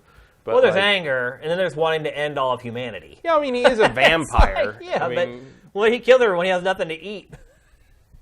True. But then he just goes to sleep for a while. Right. Forever. Yeah. He just moved to another country. Well, he's just destroying this one country. Yeah. You can always just go next door. I don't know. And apparently people show up all the time asking about science. So, like, what... Because why wouldn't you walk up to the castle with all the skeletons on stakes and be like, hey, do you know about science? Like, that's, clearly they know, I don't know, physics. Yeah. Like, some of the stuff they showed of Dracula, it seemed like it was on a much grander scale than this little hamlet. It's like he's up in the sky, like the size of the sun, like as this like spirit or whatever. Yeah, well, it's kind of implied to be a whole country. Right. Like, was it by the time we're watching the events of 2 through 4, it's basically. I think it's the last city left. Kind of like he's been rampaging across the country for a while. He saved the best for last. Style. Yeah. He waited to take out the city with the most dangerous people last. Yeah. Something most people would do they first. All ended up. Yeah. So I'm excited for season 2, despite some of the disappointments. I ultimately did enjoy it and had a good time watching it. The success of it, I think, will hopefully lead to more money for them. And, I mean, I really like Warren Ellis's writing. For the most part. No, I thought the writing was good. He knows how to pace something, so I don't know what happened here. That's why I keep going back to, did they have the budget to do what they wanted to do? Yeah. He's had the plan for, I think he had the plan for 3 90-minute movies, and so that would cover, the Expanse Season 2 out to 8 episodes is going to cover his whole spectrum, so that hopefully that will give us a complete story. Yeah. And then he wants to move on to, like, Simon and, the future timeline, so we'll see. Yeah. I mean, ultimately, I think it had the respect, the reverence, and the knowledge of the franchise. Yeah, it was clearly Which made, are 3 things that a lot of shoulder content around games does not get right. Well, I mean, it's like it's just like movie studios and stuff. Especially Warner Brothers have that same problem. Have always had the same problem with comic books, where like you take that source material and you're just sort of like, all right, let's take this idea and make it good enough for movies. Am I right, guys? Yeah, and it's just like, they're not doing that with Castlevania. They're like, this Warren Ellis saying, like, this is awesome. This is a cool version of the Dracula mythos, and we can make a story out of that doesn't need to be a video game. Right. But he acknowledges that the video games, for the most part, got it right. And they're just going to try to adapt that as best they can directly, horizontally over. And I appreciate that because so few video game adaptations do that, and B, so few video games warrant that kind of adaptation. Right. You know, I mean, like this is one that does, though. You can't. Yeah. I mean, look, you had to add some stuff to make a cartoon out of Pac-Man. Yeah. Let's be honest. You can't make a story out of that. Yeah. But like this one, it's just nice to see somebody, at the very least, even if they didn't get it all right, even if they didn't, quite nail it all the time, there's a respect to the source material there that you don't really get from a lot of video game adaptations, so thumbs up. Yep, absolutely. All right, let's move on to our last topic of episode 94. We're going to talk about what I talked about in the open, which is our annual conversation about video game reviews and critics. Once a year, we go through this. At least. Somebody posts a rant, and people freak out. Usually right around July, when everyone's bored. Yep. That's a good point. That? And here we are again. This YouTuber named Video Game Donkey. He, I guess I should paraphrase this for a lot of people. I want Donkey. Yeah, so essentially he went on YouTube. I think he's pretty popular. He seems to have... No, he's got some good video. I've seen some of his stuff, and he's usually got some pretty good analysis. He's done great content. Yeah. I've seen some of his stuff that I was like really impressed with. Yeah, I'd say he's legit. Yeah. In terms of like, I don't know about opinion stuff, but of this stuff, but in terms of like looking at a game and saying, here's what I think and here's why I think it, he's really good at that. Yep. And and that's the thing, when you watch or read a review that you don't agree with, as long as the person can explain why they're thinking that way, I'm fine with that. If he actually gets into... And that's a valuable thing if you're reading a review, even if you don't agree with it, but they can tell you why they think this, and you'd be like, okay, even if you say, I disagree, but I disagree because I don't care about that. That's not how I react to that. That's still valuable information that you've gotten from that review. The reviewer has still done their job. Yep. The reviewer's job is not to make you agree with them. The reviewer is to give you more information. Yep. So you're seeing, actually, the video that we're going to talk about right now. And to be perfectly honest, he mostly went after IGN. Well, IGN's pretty much the only game in town. Yeah, I mean, who else is he going to go after at this point? I mean, you could go after GameSpot, but that just seems mean at this point. Yeah, yeah. I mean, you'd be going after a lot of people that don't work there anymore. Mostly. I mean, personally, I think that this video is mean, period. You haven't got to watch it yet, right? I haven't seen much of it. And I was aware of this happening, but I never had a chance to sit down and watch any of it. Well, you can see what's happening right here is basically what he's doing is he's going into IGN's reviews. He's plucking out all the negative things that they say about a game and then showing their score at the end, which I think is completely disingenuous and mean-spirited, which happens a lot when someone's trying to make a point in a video, is that they obviously, he did not provide an analysis of those reviews showing how many positive things that they said about that game in that review. He just plucked out the negative things they said about any game that gets it. It's like, essentially the way he has set this up is, if you give a game a high score, you can't hate anything about it. Because what he did with the editing of this is he would have like them saying 3 things negative about a game, and then show the 8.8 or whatever score that they gave it. I can think of 3 negative things to say about almost anything. I would give an 8.8. Exactly. And that's why I think that this is a little bit disingenuous, what he's done. And so one of his big arguments in this piece is that essentially a lot of it is complaining about the 7 to 10 scale and how the scale isn't filled out and how every game is good. And his other contention was, how do you know the people that are reviewing these games? And he was saying how the Imagine Babies and God Hand comparison. I was waiting for that one. Yeah. Well, of course it was going to be in there. And one of his big complaints is that IGN has all these different people, all these freelancers reviewing games for them. So many people that you cannot figure out what each person likes. And therefore, you should like him and other content of his ilk because you know exactly what he thinks about everything. Then he made some point about how he hates turn-based combat, and people know that about him, and therefore, I don't know. I think he said he didn't even review turn-based games, or he did once, and therefore you should discount his opinion. Like, it doesn't make a ton of sense, to be perfectly honest with you. And like what happens with a lot of videos like this, there's a lot of selective sort of quote usage and selective pools of footage, and ultimately he just tries to crap all over IGN because IGN has so many people that are reviewing games for it, and they contradict each other. So he would point out how IGN would review a game and give it a good score, and then he would start using clips from their video cast where somebody from IGN said they didn't like it. Mm-hmm. Essentially saying what you need to have is a unified voice at a massive publication. And this is something that I did, by the way. We did it at X-Play, even, when I ran editorial there. We worked with freelancers. In fact, freelancers did most of the reviews at X-Play. Mm-hmm. Freelancers did probably half of the reviews at GT, and the staff did the other half. I'm guessing it was about 50-50. But one thing I would always do at either place is if a freelancer wrote a review, and it would come in, and I would look at it, and it would fall out of line with another opinion that we provided on something, I would have a conversation with the freelancer.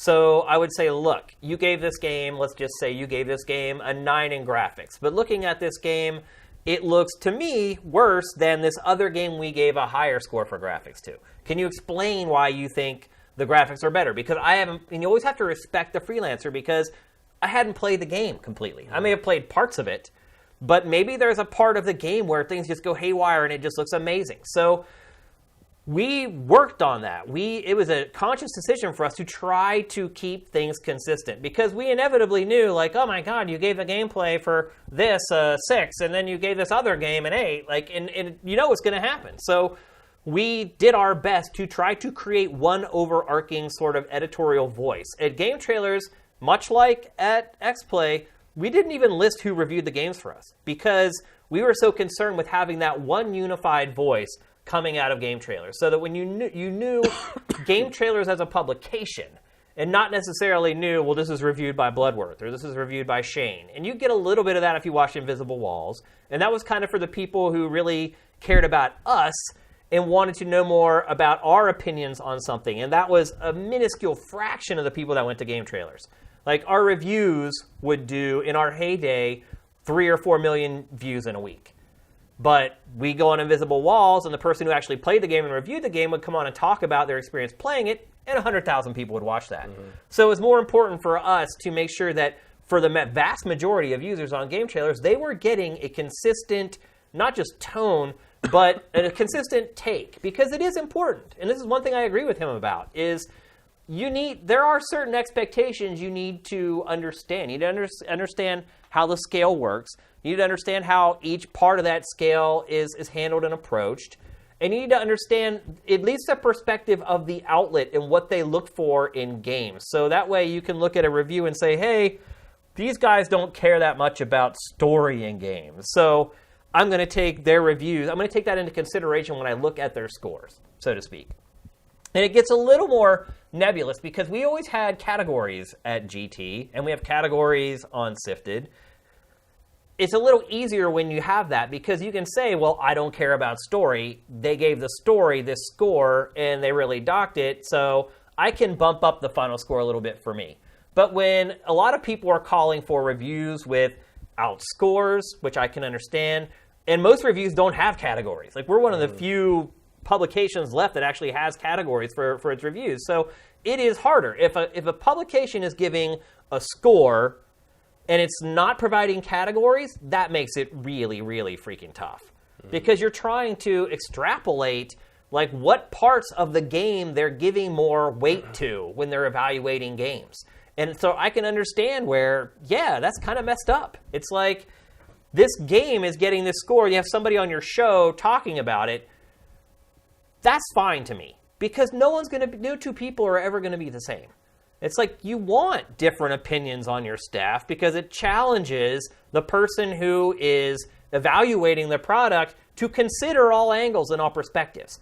But ultimately, there are certain parts of games that you can, I wouldn't say quantify, but, well, maybe quantify is the word I'm trying to use. Like, it's easy to tell for the average person when one, like a B-level game, looks worse than the new God of War or the new Uncharted or whatever.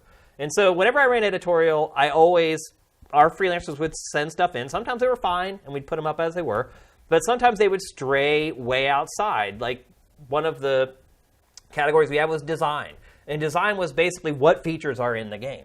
And so that's something that's completely quantifiable. So that when someone would send me a review for a shooter, and they would give it a score higher than we gave, like, the latest Halo or whatever, but it had half the modes, I would have a conversation with them. And I'd say, hey, like, obviously, this has way less options than this other game that we gave, where you're trying to say is lower scored.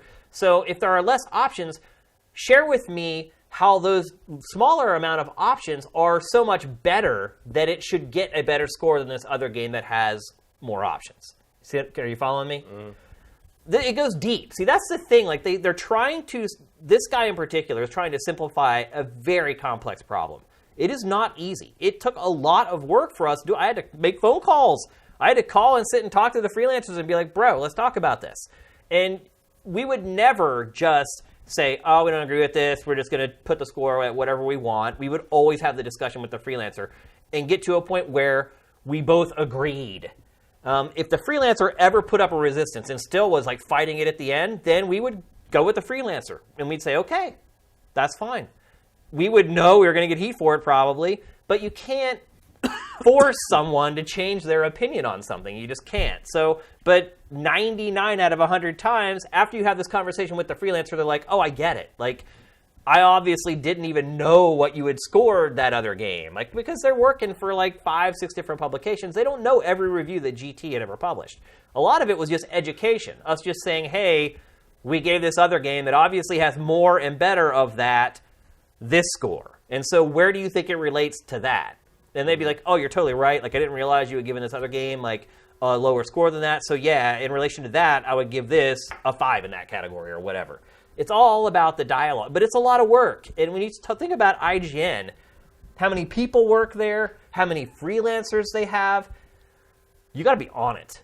And, you know, maybe it's a case of where they just got to the point where they're just like, look, we can't, it's become impossible for us to rationalize our score across our entire website.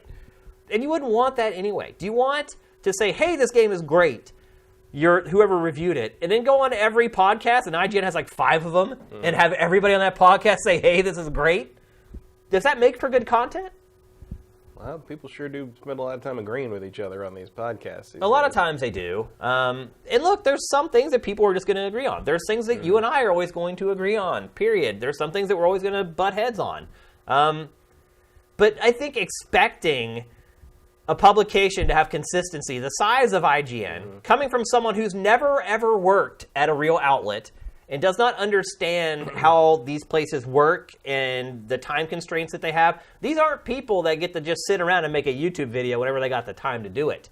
These are people that have all these other things that they do at their jobs that you don't even know about because you've never worked there. You've never worked at a publication. It's not just sitting around playing video games all day. There's all this other things you're getting pulled in here to write this copy for this intro, that some talent, and there's just a million things swirling around. And so while I agree with some of the things that he has said, I think he is in the exact wrong place to be making this criticism because he's never done it.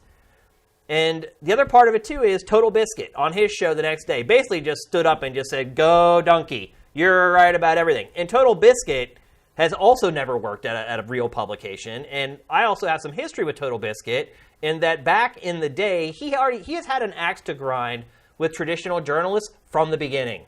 When he was one of the first big YouTubers, I mean, he really was like one of the first YouTubers that kind of went big. We would hear all the time from PR people would call us, oh my God, there's this guy, Total Biscuit, he hates you.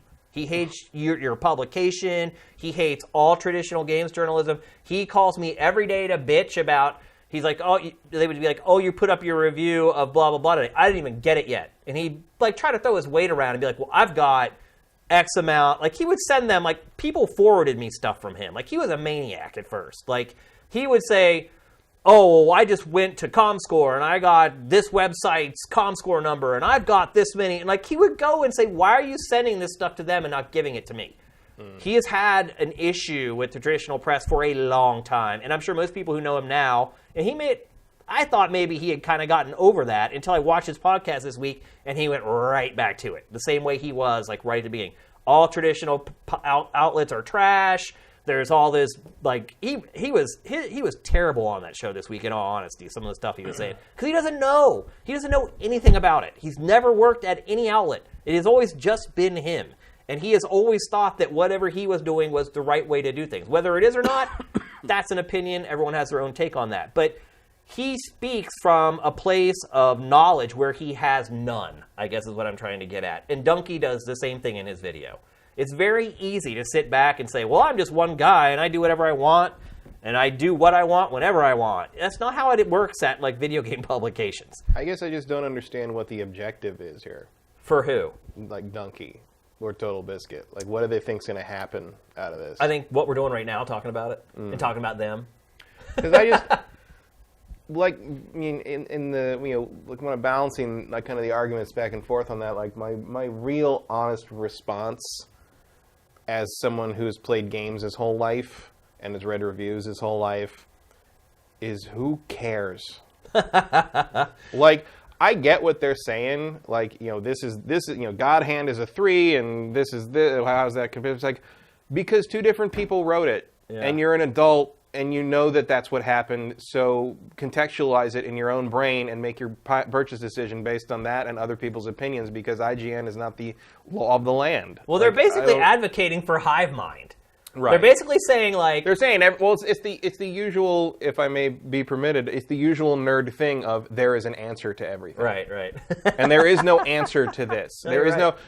no Like objective. I said, they're trying to take something that's extremely complicated Right. and has all these Well, working parts and intricacies and trying to make it so simple. But I don't. You have a different view on that, where like you see complications and technical issues and intricacies, and I see it's all a bunch of opinions, and no one's Right. ever going to come to a final consensus.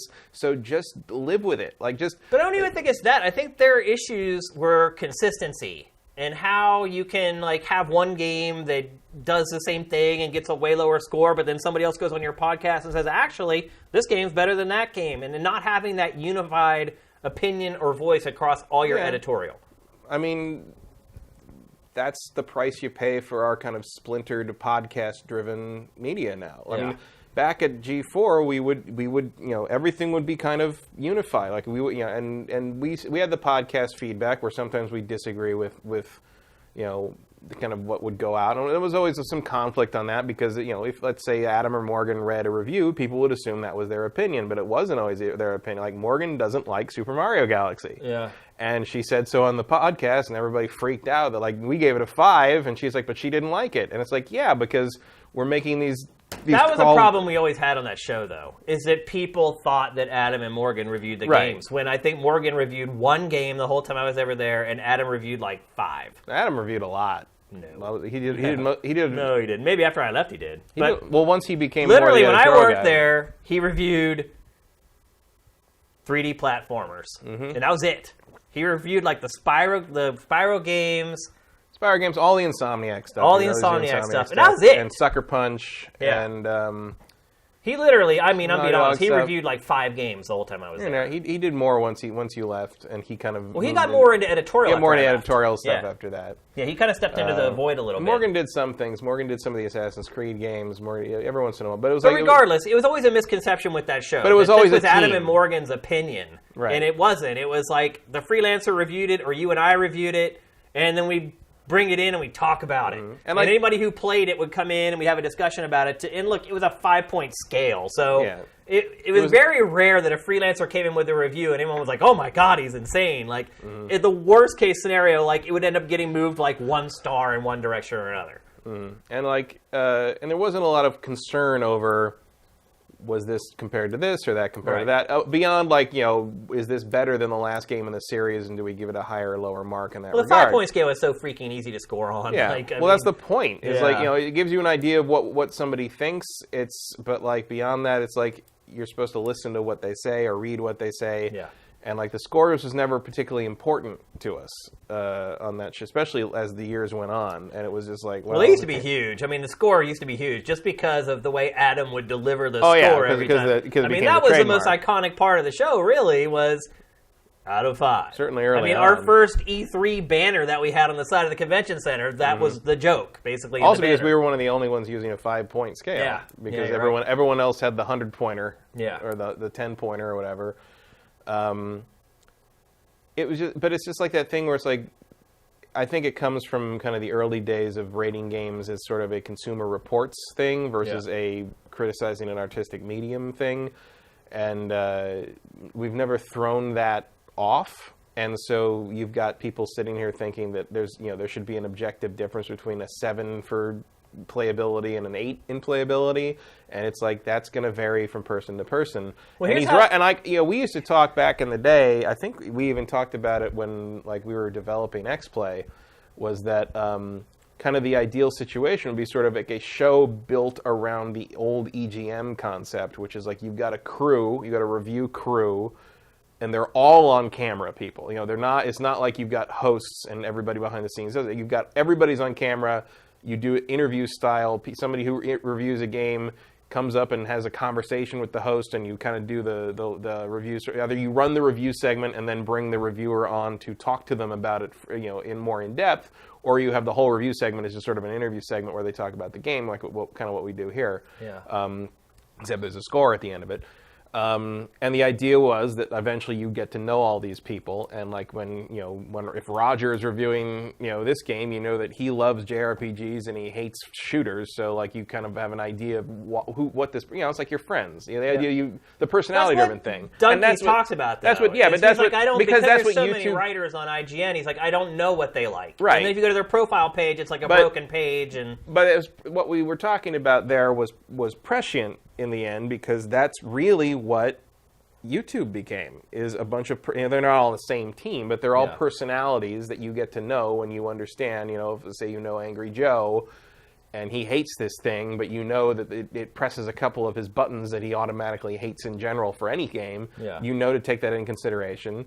And like so I get what he's saying here. It's like you don't get to know these freelancers whose names just kind of scroll by on the byline, and you don't know what editorial's philosophy is at IGN to kind of what are they making their decisions based on, and how do they prioritize things. You just don't know. It's kind of a monolithic corporate facade, I guess.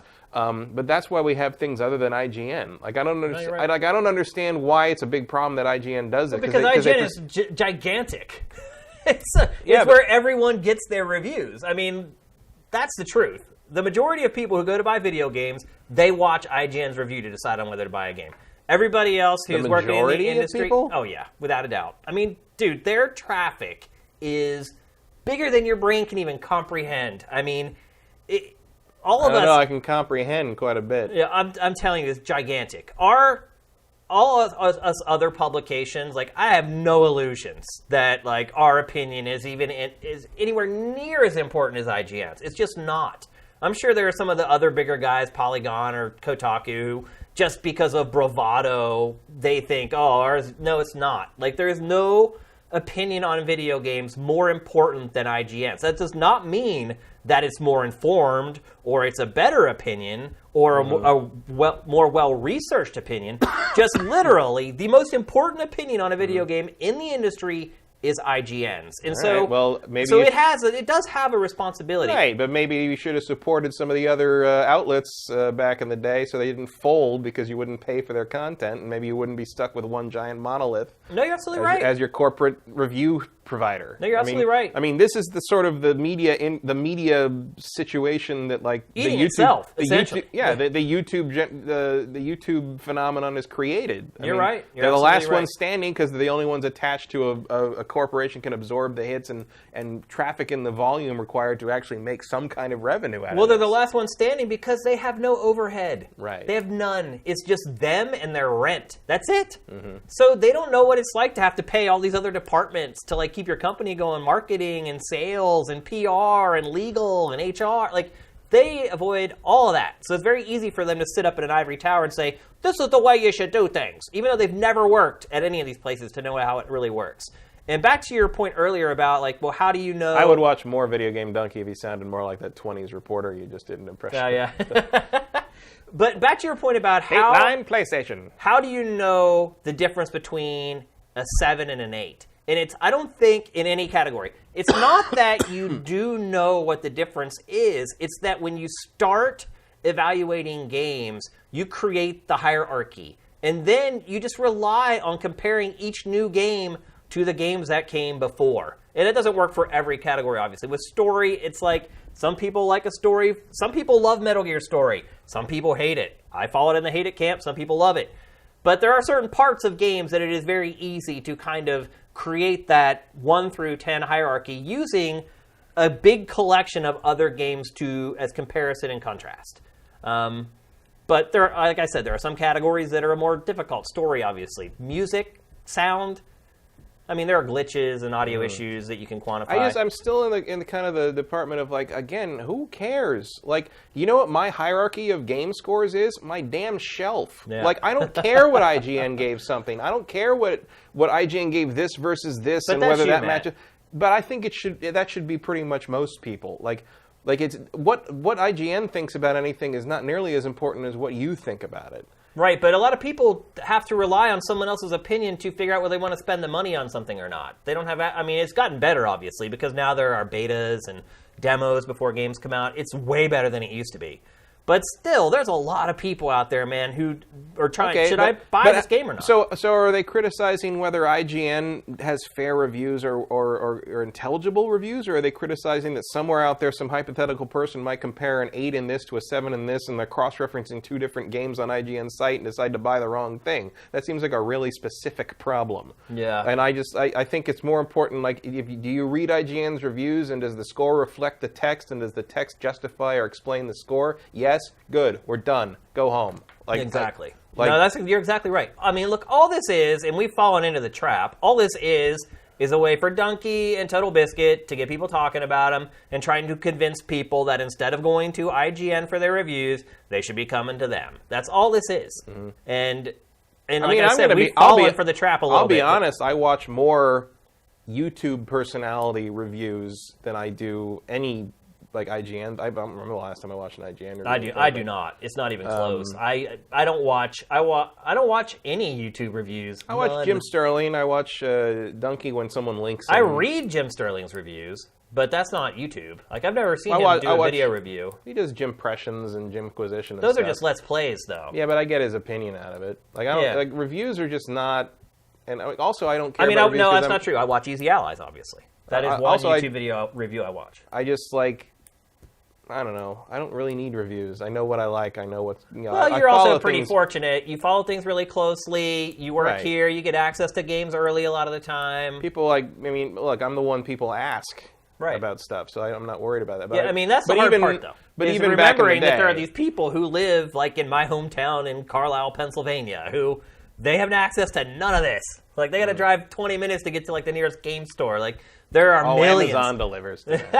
There are millions and millions of people out there who don't have the access that we do, and they rely on. It is IGN. IGN is who they rely on for the reviews. So I can understand why they went after IGN, because IGN is kind of the linchpin in all this. But I feel like there are ulterior motives involved in them going after IGN. I just also feel like the kind of the basic premise of this seems really dismissive of the intelligence level of the average person watching an IGN No, you're right. review. You're absolutely right. Yep. We're not the idea that the argument everyone just sits there slack-jawed watching their reviews. The argument only works. Don't think for themselves. Right. If you assume that everyone who isn't as hardcore into games as we are just goes to IGN and assumes that IGN is the gospel truth, and I don't think anybody does that anymore. Especially media is not exactly the most trusted thing in the world right now. In case you haven't noticed. Yeah. But those people. Most people I think at least know that they can go to Metacritic.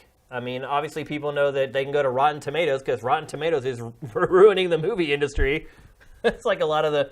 Yeah, okay. Yeah, exactly. It's just a cop-out. But I like Rotten Tomatoes because I can see all the little pull quotes and everything. So, and it's have I ever decided I don't think I've ever decided fully not to see a movie or to see a movie based on Rotten Tomatoes review aggregate scores. I definitely have many times. I've decided whether or not to do it tonight. Yeah. That's a good point. It definitely helps me prioritize things, or it helps me prepare. You know, the reviews for Valerian and the City of a Thousand Planets are coming out, which is a movie I've been looking forward to. And my bar for this was please don't suck. And it mostly doesn't. Yeah. And that's all I need. I don't need to know whether you gave it 4 or 5 stars or this out of this. I just need to know that it's all right. Go on in, and if you're interested already, you're gonna like it. And it's there's too much focus in gaming on the number and not enough on what was said. Yeah, you're right. Which is ironic to me coming from YouTube people, because YouTube people are all about what they say. I know. I never think of scores in relation to YouTube personalities. I always think of what they have to say. Yeah. And it's weird, at least in my cursory overview of this and your description of Donkey's video, it doesn't sound like that's really his point. No, is that they should be saying, because look, I can get behind a criticism that the people writing the professional game reviews maybe should have paid a little more attention in English class. Yeah. Because there's not a lot of work being put into the idea of making an argument and justifying your viewpoint and explaining to someone how you came to that viewpoint. Yeah. That is kind of a lost art right now. And it didn't used to be, because there used to be people like you and everybody you used to work with at GameSpot and back in the day, and Andy Eddy and those guys that started the magazines back then, and the old EGM crew with Shu and those guys, those guys were trained writers and they knew how to get their point across. In EGM, they got their point across in this much space, and that's just gone now because there's no standard for that, and that bothers me way more than whether or not the scores match up. Yeah, I mean, honestly, if I had to break all this down, to me, both Donkey and Total Biscuit are, I think they're suffering from some kind of an inferiority complex where they feel like they're not getting the access or the respect that they want. And which is funny because the traditional people feel the same way, and like they think the influencers get all the access and respect now. Well, I think the traditional press are feeling like their territory is getting infringed upon. And I think and shrinking. Here's the thing. I think the YouTubers, some of them, at least these two guys, have inferiority complexes, and they feel like they're not, at least they're being portrayed as not being up to scratch because they're not getting the access to the traditional press is still.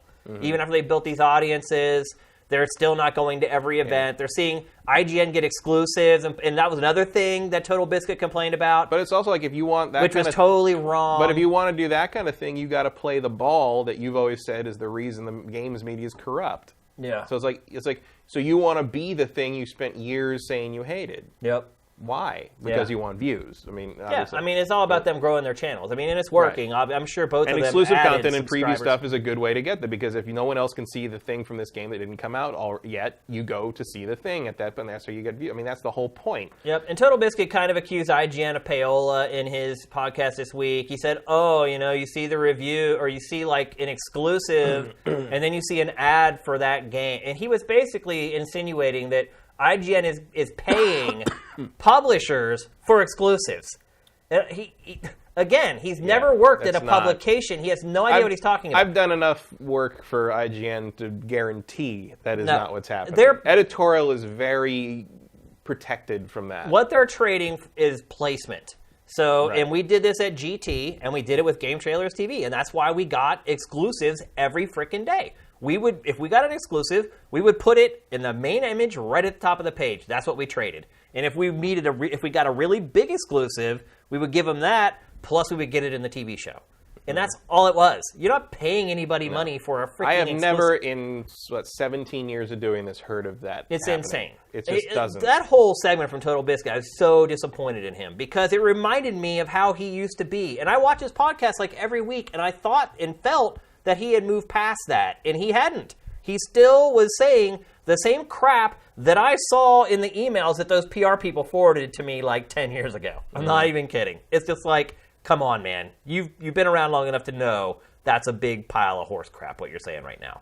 So, I don't know what the answer is. I thought the answer was our game evals, but people complain about those as well. So, I don't know that there is. They're too conditioned to think of the scale being what it is, and even I look at this stuff where it's like, oh yeah, I really like this game, 5.7. And like that's real low, and it's not that bad if you're using the whole scale on something, but nobody uses the whole scale. It's hard to get your mind. And also, I've always maintained, and people sometimes look at me funny when I say this, but like game scores in terms of like the percentile thing are heavily influenced by, especially from the old EGM days, heavily influenced by the fact that the main audience for games at that time were people our age and younger, and we were all in school. Yeah. So what was the metric we used all the time, to judge things?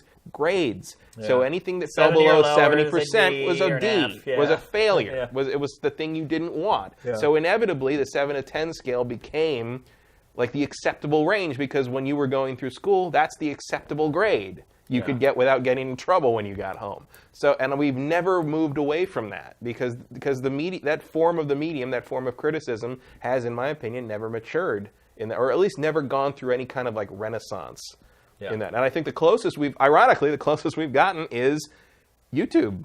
And like people have put up these like long form 2-hour analysis videos, which are a little long-winded at places, but there's some stuff they do, some things that they do in those videos that I've seen. But the reason why you couldn't do in a different medium, but it has not impacted any other part of the medium. No one has ever gone back and said like, hey, maybe we should individually, like you've done with the game eval. But as a whole, we've never had the game journalism summit where we've all gotten together and said, let's fix this. Like no one's ever done that. Maybe you should. That never happened. No. They never show up. I'd be like, who's Shane? Who? What's that website, Sifted? Never heard of it. Why is this old guy calling me? Yeah, exactly. I think probably the ultimate point was, or for me anyway, is that some of the things that Dunkey was saying make sense and they're right.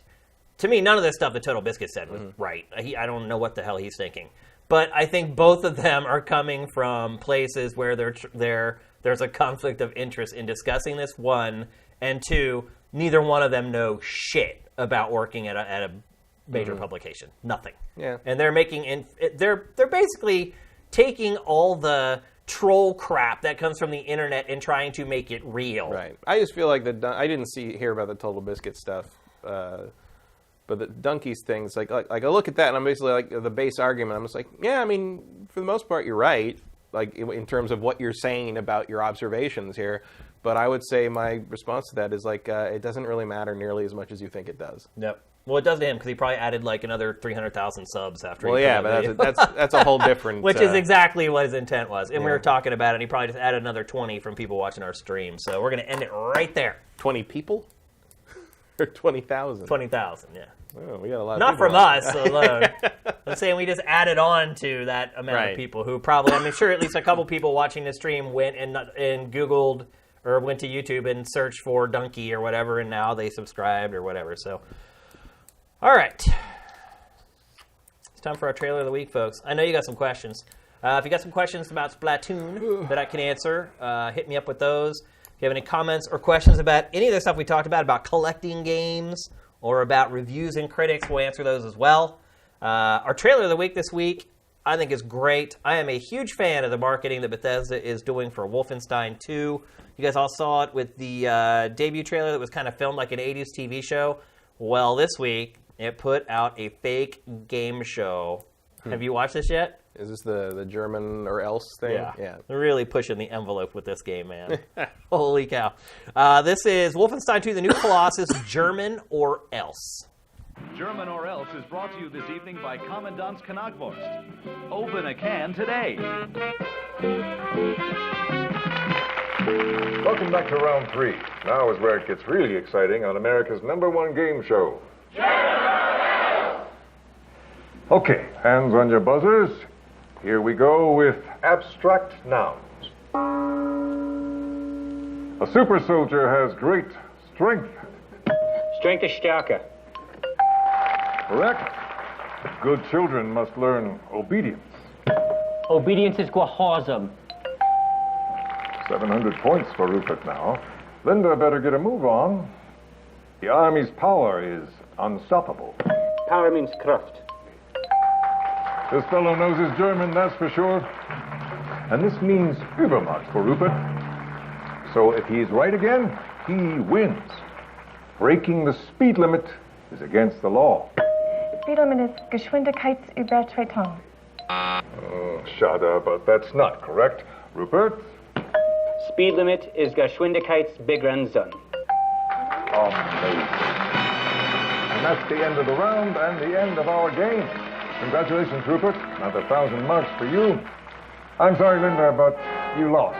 Which means you go for 4 weeks to... Remember, only 173 days left of English. Make sure you're prepared.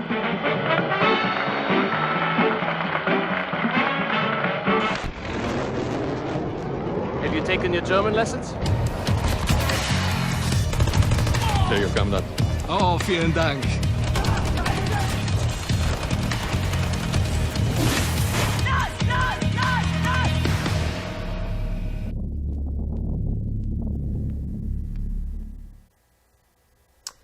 So I was saying to Matt while we were watching the trailer that I think Bethesda is going to win some type of marketing award this year. And I said, guarantee it, because the marketing industry loves to give themselves awards. Seriously, there's like an awards show for marketing about every 3 weeks. No, you're right. So, There are lots of them. Some are more important than others. I mean, look, I've been I following think they will. games I think for they will get a really get some long time. recognition. I've never seen a campaign like this. Like, best case scenario, you get one live action trailer, and it's just trying to recreate the game in the real world. I've never seen anything like this that was a consistent program. So, kudos to Bethesda once again.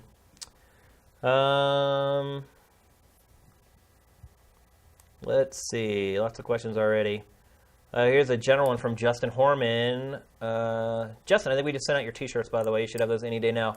What are the most popular types of sifted content? I see a lot of podcasts on my Sift. Are podcasts one of the most consumed types of content? The most consumed type of content on Sifted is video game trailers. And this shouldn't be a surprise because it's also the most prevalent content type in the industry. So just for raw numbers, it's undoubtedly trailers. Views per piece of content, I would say features. Feature pieces. And I think that speaks to our older audience, our a bit more sophisticated audience. The feature length stuff that we get from Polygon, even though you complain about these sites all the time, but you guys are all reading their stuff from Polygon and Kotaku. That stuff, like on a per piece of content basis, undoubtedly does the most amount of views on Sifted without a doubt. As a general category, opinion-based stuff, just in general, does the best. You guys want people's takes, different perspectives, and I totally get that. But yeah, those are the most popular pieces of content on the site. Stand user passes on a message from McWomble, who had to leave the stream, asking, how does it feel to be the second best Sifted fantasy football player? Well, I would completely disagree with that assertion. He beat me in one game, in one season. I've been playing fantasy football for 20 years now, it's been. This year is my 20th year of playing fantasy football. And next year your team can drink. Yeah, exactly. I have a feeling if I were to play in a league every year with McWomble that I would have far more championships than he would have right now. But that's all conjecture. And there is a lot of luck in fantasy football. But I will say this. Every league I'm in, I am either the person who's won the most championships or I'm tied with somebody else for the most championships. And I have been in one league for 20 years and another one for 15 and another one for 11. So, Well, actually, not true in Sifted because we only had one season and there's only been one winner. So in this case, there is one league where there is, and it's him. He's the only owner who's beaten me in any league I've been in. So there you go. Say nothing of the games league. Yeah, exactly. Thank God that's not fantasy football. I got to come up with what I'm going to make you do at the end of the year. I thought about having a day where we just play fighting games all day and I just beat you repeatedly. That could work. I'd actually have fun. I mean, I like playing fighting games. Even if I lose, I have fun playing. We could pull out some really weird ones. Yeah. Like, I don't know what I'm doing in either. War Gods. Oh, yeah, War God. A whole Nintendo 64 hour. Yeah, because all the fighting games on N64 were terrible. Every last one of them. And I have all of them because I kept them in the collection. Yeah, there you go. That's what a good point. I say? That's a good point. Got them for like $4. J-Reed Vic 7, with a powerful spec being introduced to the console market in the fall with Xbox One X, will we see better optimization for games going forward because the closed platform threshold is being raised on console and PC? You always ask tough questions, man. It's good. It makes me think. Better optimization for games going forward because of the closed platform threshold is being raised. Better optimization on what, though?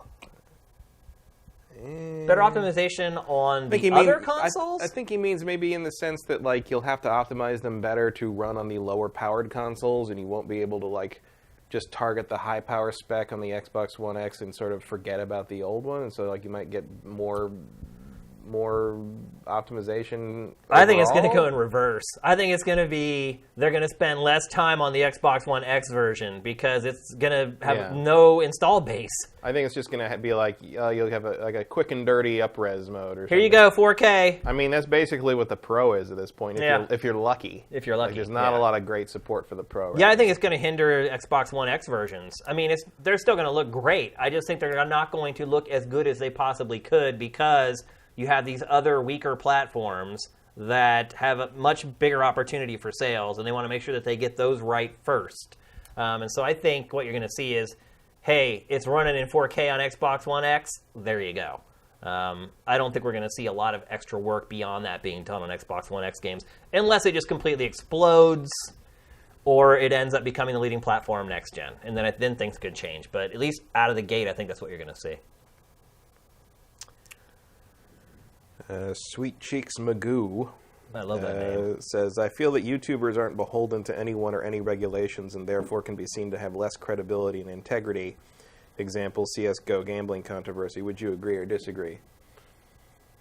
Yes. In theory, I've been saying it forever. I mean, in theory, I would definitely agree with it. It's like there's nothing preventing any YouTube personality from, doing whatever they lying want. directly to you. I mean, it's like, I've been saying this for forever. I got in a fight with Andrea Renee on frickin' bonus round at GT when GT was owned by Defy. She could not comprehend that YouTubers are more at risk of doing something nefarious. She just could not. Mm-hmm. She is just like, I just think you're wrong. And I was like... Well, even at the base level of, like, if I was at G4 doing something weird in that regard, someone else on the team is probably like, hey, what are you doing? Yeah. Like, even that. I mean, but if you're a one-man show like that... You're like, you're not passing anything through anyone. No. And that goes actually back to, like, me doing a lot of work by myself on Sifted. It's like, I miss that. I miss passing things through people because they make things better. And it's not like I'm saying, like, oh, they're all corrupt or they're all, like... wrong about things, they all are trying to manipulate you. It's just like there's no safeguard between that and you, so it's something to keep in mind when you watch these guys. Yeah. And again, of course the other thing to keep in mind is like it's video game opinions. Yeah, exactly. Like it ain't the end of the world. I mean, I wouldn't go so far as to say that for sure there's more stuff going on with YouTubers, although evidence has proved that out over time. But it's just that there's no safety valve. There's no safety valve. There is in a traditional publication. There is a higher chance and an easier opportunity for them to do something nefarious. There's nothing stopping them except their own integrity. That's it. And you can decide how much weight that holds for you. That's the perfect way to put it. Yep.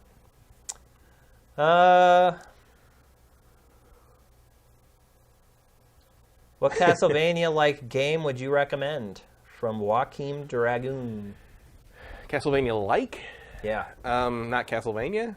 Because if you want Castlevania, just go buy it. Go play Something of the Night. Dead Cells? I guess Dead Cells, yeah.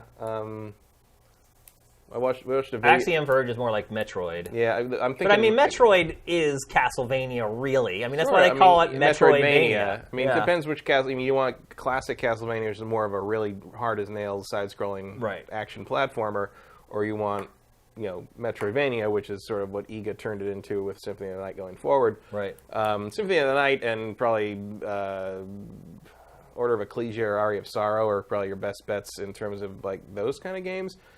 There was another. What was it? The Honest Trailers Castlevania that came out last week or the week before this week. It was this week, yeah. They showed a bunch of like indie games that like at the end, and one of them was this. I can't remember what it was called. It was like it's a Toho game, like that Japanese kind of Dojin game kind of group. It was like this woman in a scarlet coat. It's like called Scarlet something. Scarlet Letter? No, it's called like it's like Komajo something Scarlet something, and it's like it was free, and it's like a full-fledged Castlevania style game with this I can't remember what it was called. Somebody in the chat might know. I mean, honestly, if you want to find all of them, just go on Sifted and search. Just type in Vania, and you'll pull up a bunch of stuff. Komaju Densetsu Scarlet Symphony. Okay. Look that up, and there's two of them. The first one is the one that they showed in the Honest Trailers one, and that's freeware. And the second one, you play as a character that is totally not just a la carte as a girl. That one costs money, but like that's something that's like real. I mean, like blood-stained level. Like we are making Castlevania in all but name. People here are mentioning Odalis, which is on Steam. That is a real, so old school it drives a yellow bus with Gothic arch windows, as Akewood would say. It is. It almost looks like an NES game. But you're like a big dude slashing monsters, and there are so many. There's a lot of them. There's a lot of them, but the ones that are worth playing are very short list. I don't know about that, man. I mean, I think that is the most successful indie genre at this point, as far as quality. Oh, Metroidvania is, yeah, but I mean, like something that reminds you more of Castlevania than Metroid. That's a harder. Like if you're gonna say, give me a Metroid game, I go play Axiom Verge. Like that. Yeah. But like, Castlevania is a harder balance to strike. The other one I would say is La Mulana. Is faster than Castlevania, but it's got a similar philosophy in terms of how much it hates you. Because Castlevania used to be really hard. People forget about that. Which is also like really, if you want to play a modern Castlevania, go play a Dark Souls game. Yeah, because that's what a 3D Castlevania Castlevania is. for sure. I mean, I think Bloodborne with the sword whip thing That's as close to modern Castlevania as you're going to get. Yep. Hell of a lot better than Castlevania 64. Well, man, Although that game had its charm. my girlfriend and I were talking about Castlevania 64 last night. How there's like a whole groundswell of Castlevania 64 apologists all of a sudden. Yeah. It was like, no, Castlevania 64 was great. I'm like, no, it wasn't. That game is awful. It's not good. It's like those might be the worst Castlevania games, the 64 games. Like I go back and forth between that and that fighting game on the Wii. No, that was the worst. Castlevania Judgment. Yeah, that was the worst. But it's definitely down there. It's not a good game, yeah, by any stretch, no matter how much you love Castlevania. No. Happy birthday, Killzone 310. Hope you're having a good day, buddy. Thanks for spending at least a little bit of it with us. And it's a Friday, man. You're going to have fun on your birthday. That's great. Matt makes Shane watch anime from Eric Estrada. I've watched tons of anime. Literally, I have watched tons and tons of anime. And I haven't watched anime in forever, so I wouldn't even know what to make him watch. Yeah. Because anime lost me somewhere around You can't just assume that 2003. because someone doesn't like something that they haven't tried it or haven't consumed it. I have wanted to love anime my entire life. Also, in my opinion, it's been a dark, dark time for anime over the last 15 years or so. Yeah. I mean, I still think the best ones were the ones released in like the 90s. It shifted. It changed. Evangelion changed it a lot. And I like Evangelion, but I wasn't a fan of what it did. And then Love Hina made the harem anime a big deal, and then I was never into the shonen stuff, the Narutos and the thing I like best about Naruto is saying Naruto wrong to piss off Naruto fans. We did that on X-Play for years. On purpose. Yeah. And it was that and the time we had Adam eat the valuable Yu-Gi-Oh card. Oh, Yeah, I forgot about that. I spent a couple years thinking up ways to piss off anime fans on that show, and it worked every time. But I loved it back in the day, and I wish there was more stuff of quality for me to watch that didn't involve weird, lowly crap and just endless pacing problems. I so wanted to love Attack on Titan, and after 5 episodes, it just became every anime. You made it again. to 5 episodes? I made it. Whatever the episode after the first big fight, where they all ended up standing around complaining to each other for a whole episode. I did not make it through the first episode of that. I tried. I think about 25 minutes in, I just done. I couldn't do it. I was like, this has all the crap in it that I don't like about anime. And I wanted to. It's like, you live in this city with these walls with these giants that come attack you. It's got to be awesome. And I saw it on Netflix. I'm like, oh, here we go. I'm like, I'm going to be sitting here for like 4 or 5 hours. Nope. It literally, I wanted to turn it off in like 10 minutes. That's how much I didn't like it. I like the first couple episodes, but it becomes standard anime cliches after that. In that case, maybe Castlevania is just like next level shit. Could be. I actually watched like... The anime I still watch is anything Studio Ghibli puts out and anything Makoto Shinkai puts out. Yeah. And it would have been anything Satoshi Kon puts out, but he died. Yeah. Ghibli stuff's great. Yeah, I would agree with that. But Ghibli is just like... Ghibli's a different beast because it's so influenced by Disney that it doesn't feel... It has a classical... It doesn't feel like anime. It has a classical feel to it. Yeah. Even the bad stuff like Tales of Earthsea still has something to it. From Sleepy Droid, would it be better if Xbox One X was a new Xbox instead of an upgrade? It is a new Xbox. Yeah. I don't understand what that question means. It's just so funny how people are like, I think when people they're relying on Phil Spencer to tell them, this is a new platform. It is a new Xbox. Well, people are expecting the generational gap and the generational leap, and I just don't think it's going to happen. I mean, it'll never happen. Pachter even said, he's like, PlayStation 5 will be a step, not a leap. It's always going to be that way. I mean, it's going to be that way till the end of time now. Again, you just got to get used to it. Gamers need to stop being obsessed with numbers. Yeah. Like the 5 it doesn't mean it has to be a giant leap. It just has to mean Sony wanted to call it 5. Yeah. Dyson XP, having your own personal score based on your preferences seems like the way forward for reviews. Thank you. You'd think. Should the custom score perhaps maybe feature on the evals themselves? Yes, they absolutely should. That was a decision that I made before the site launched. Brent was like, do you want to default to the user's score, or do you want to default to Sifted's average? And I thought for a long time about it, and I thought Sifted's average because it has our masthead and it's ours, and so we thought on a page that wasn't sort of on our review, it would make more sense to have your score on the game page. It was a mistake. And yes, absolutely, I think it should have your score. It should say my score, and that's something that we're looking to change. At the very least, I think you should be able to click something to turn it into your score. Yeah. Or something. Well, what we want to change is have my score by default, and then have the ability to click and see the average. So, but yeah, it is something that we want to change. Let's answer a couple more. We're getting up against it here as far as time.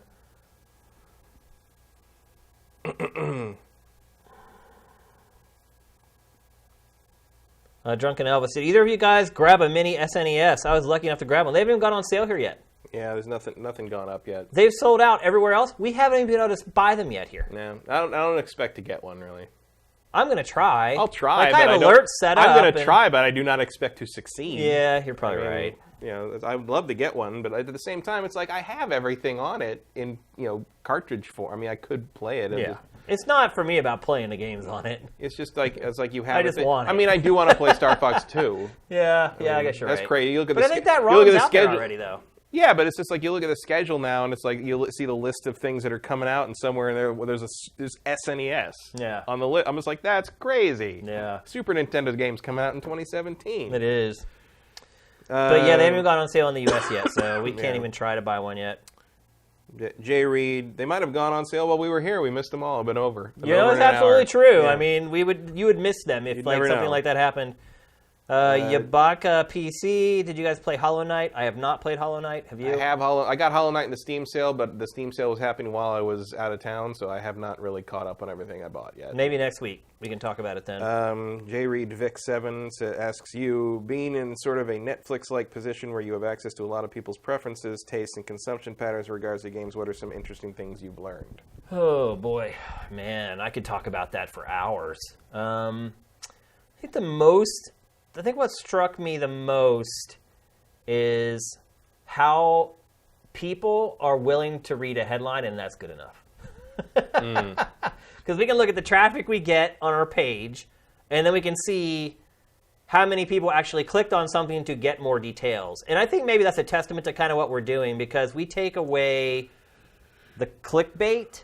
So I've talked about this before, but like pretty much every publication, they'll say new screenshots for whatever, and they don't use like one of the new screenshots in the thumbnail. They use like an old one. They'll say things like price for Xbox One X announced, and then they won't put the price in the headline, and we'll put the price in the description. Stuff like that. Like we make it so you don't have to do a lot of clicking. But even with that, the fact that people click through to so few pieces of content in relation to how many pieces of content they're actually seeing. So for so many people, just reading the headline and our blurb is more than good enough. So I think that's probably been the most surprising thing to me since we launched Sifted. As far as looking at data, there hasn't really been that many surprises because I've always had kind of access to the data anyway, at least roughly, knowing what people were interested in and what they weren't interested in. I think everyone hates esports. That much I can tell you. Like, esports content gets like nothing on Sifted. And we still keep curating it because there are some people that do like it. But relatively speaking, compared to other content, it does nothing. What else would I say? Mobile. No one cares about anything mobile. And it's funny. Last year at Pactor's E3 party, I ran into Ted Price from Insomniac. And he's like, oh, your site. He's like, I've never seen anything like it. It's really cool. And I'm like, oh, we had to like back and forth a little bit. And I was like, look, I respect your opinion. Like, what is your number one criticism of the site, so we can make it better for people like you? And he said there's not enough mobile content.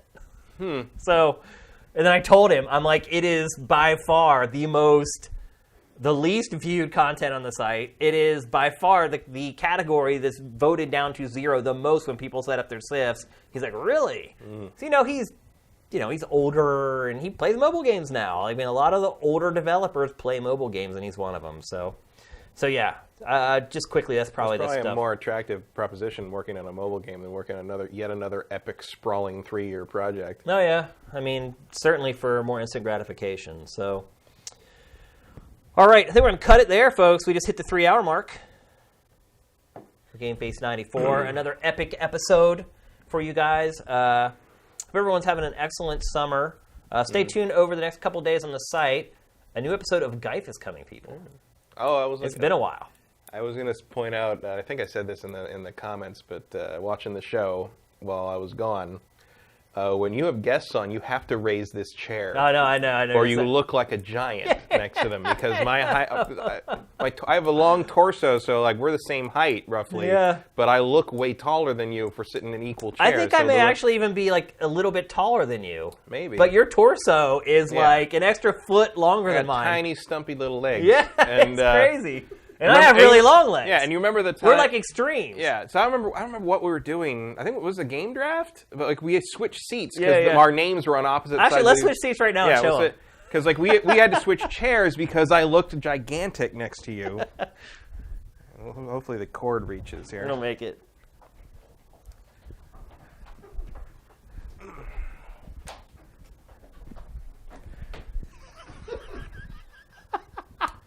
So...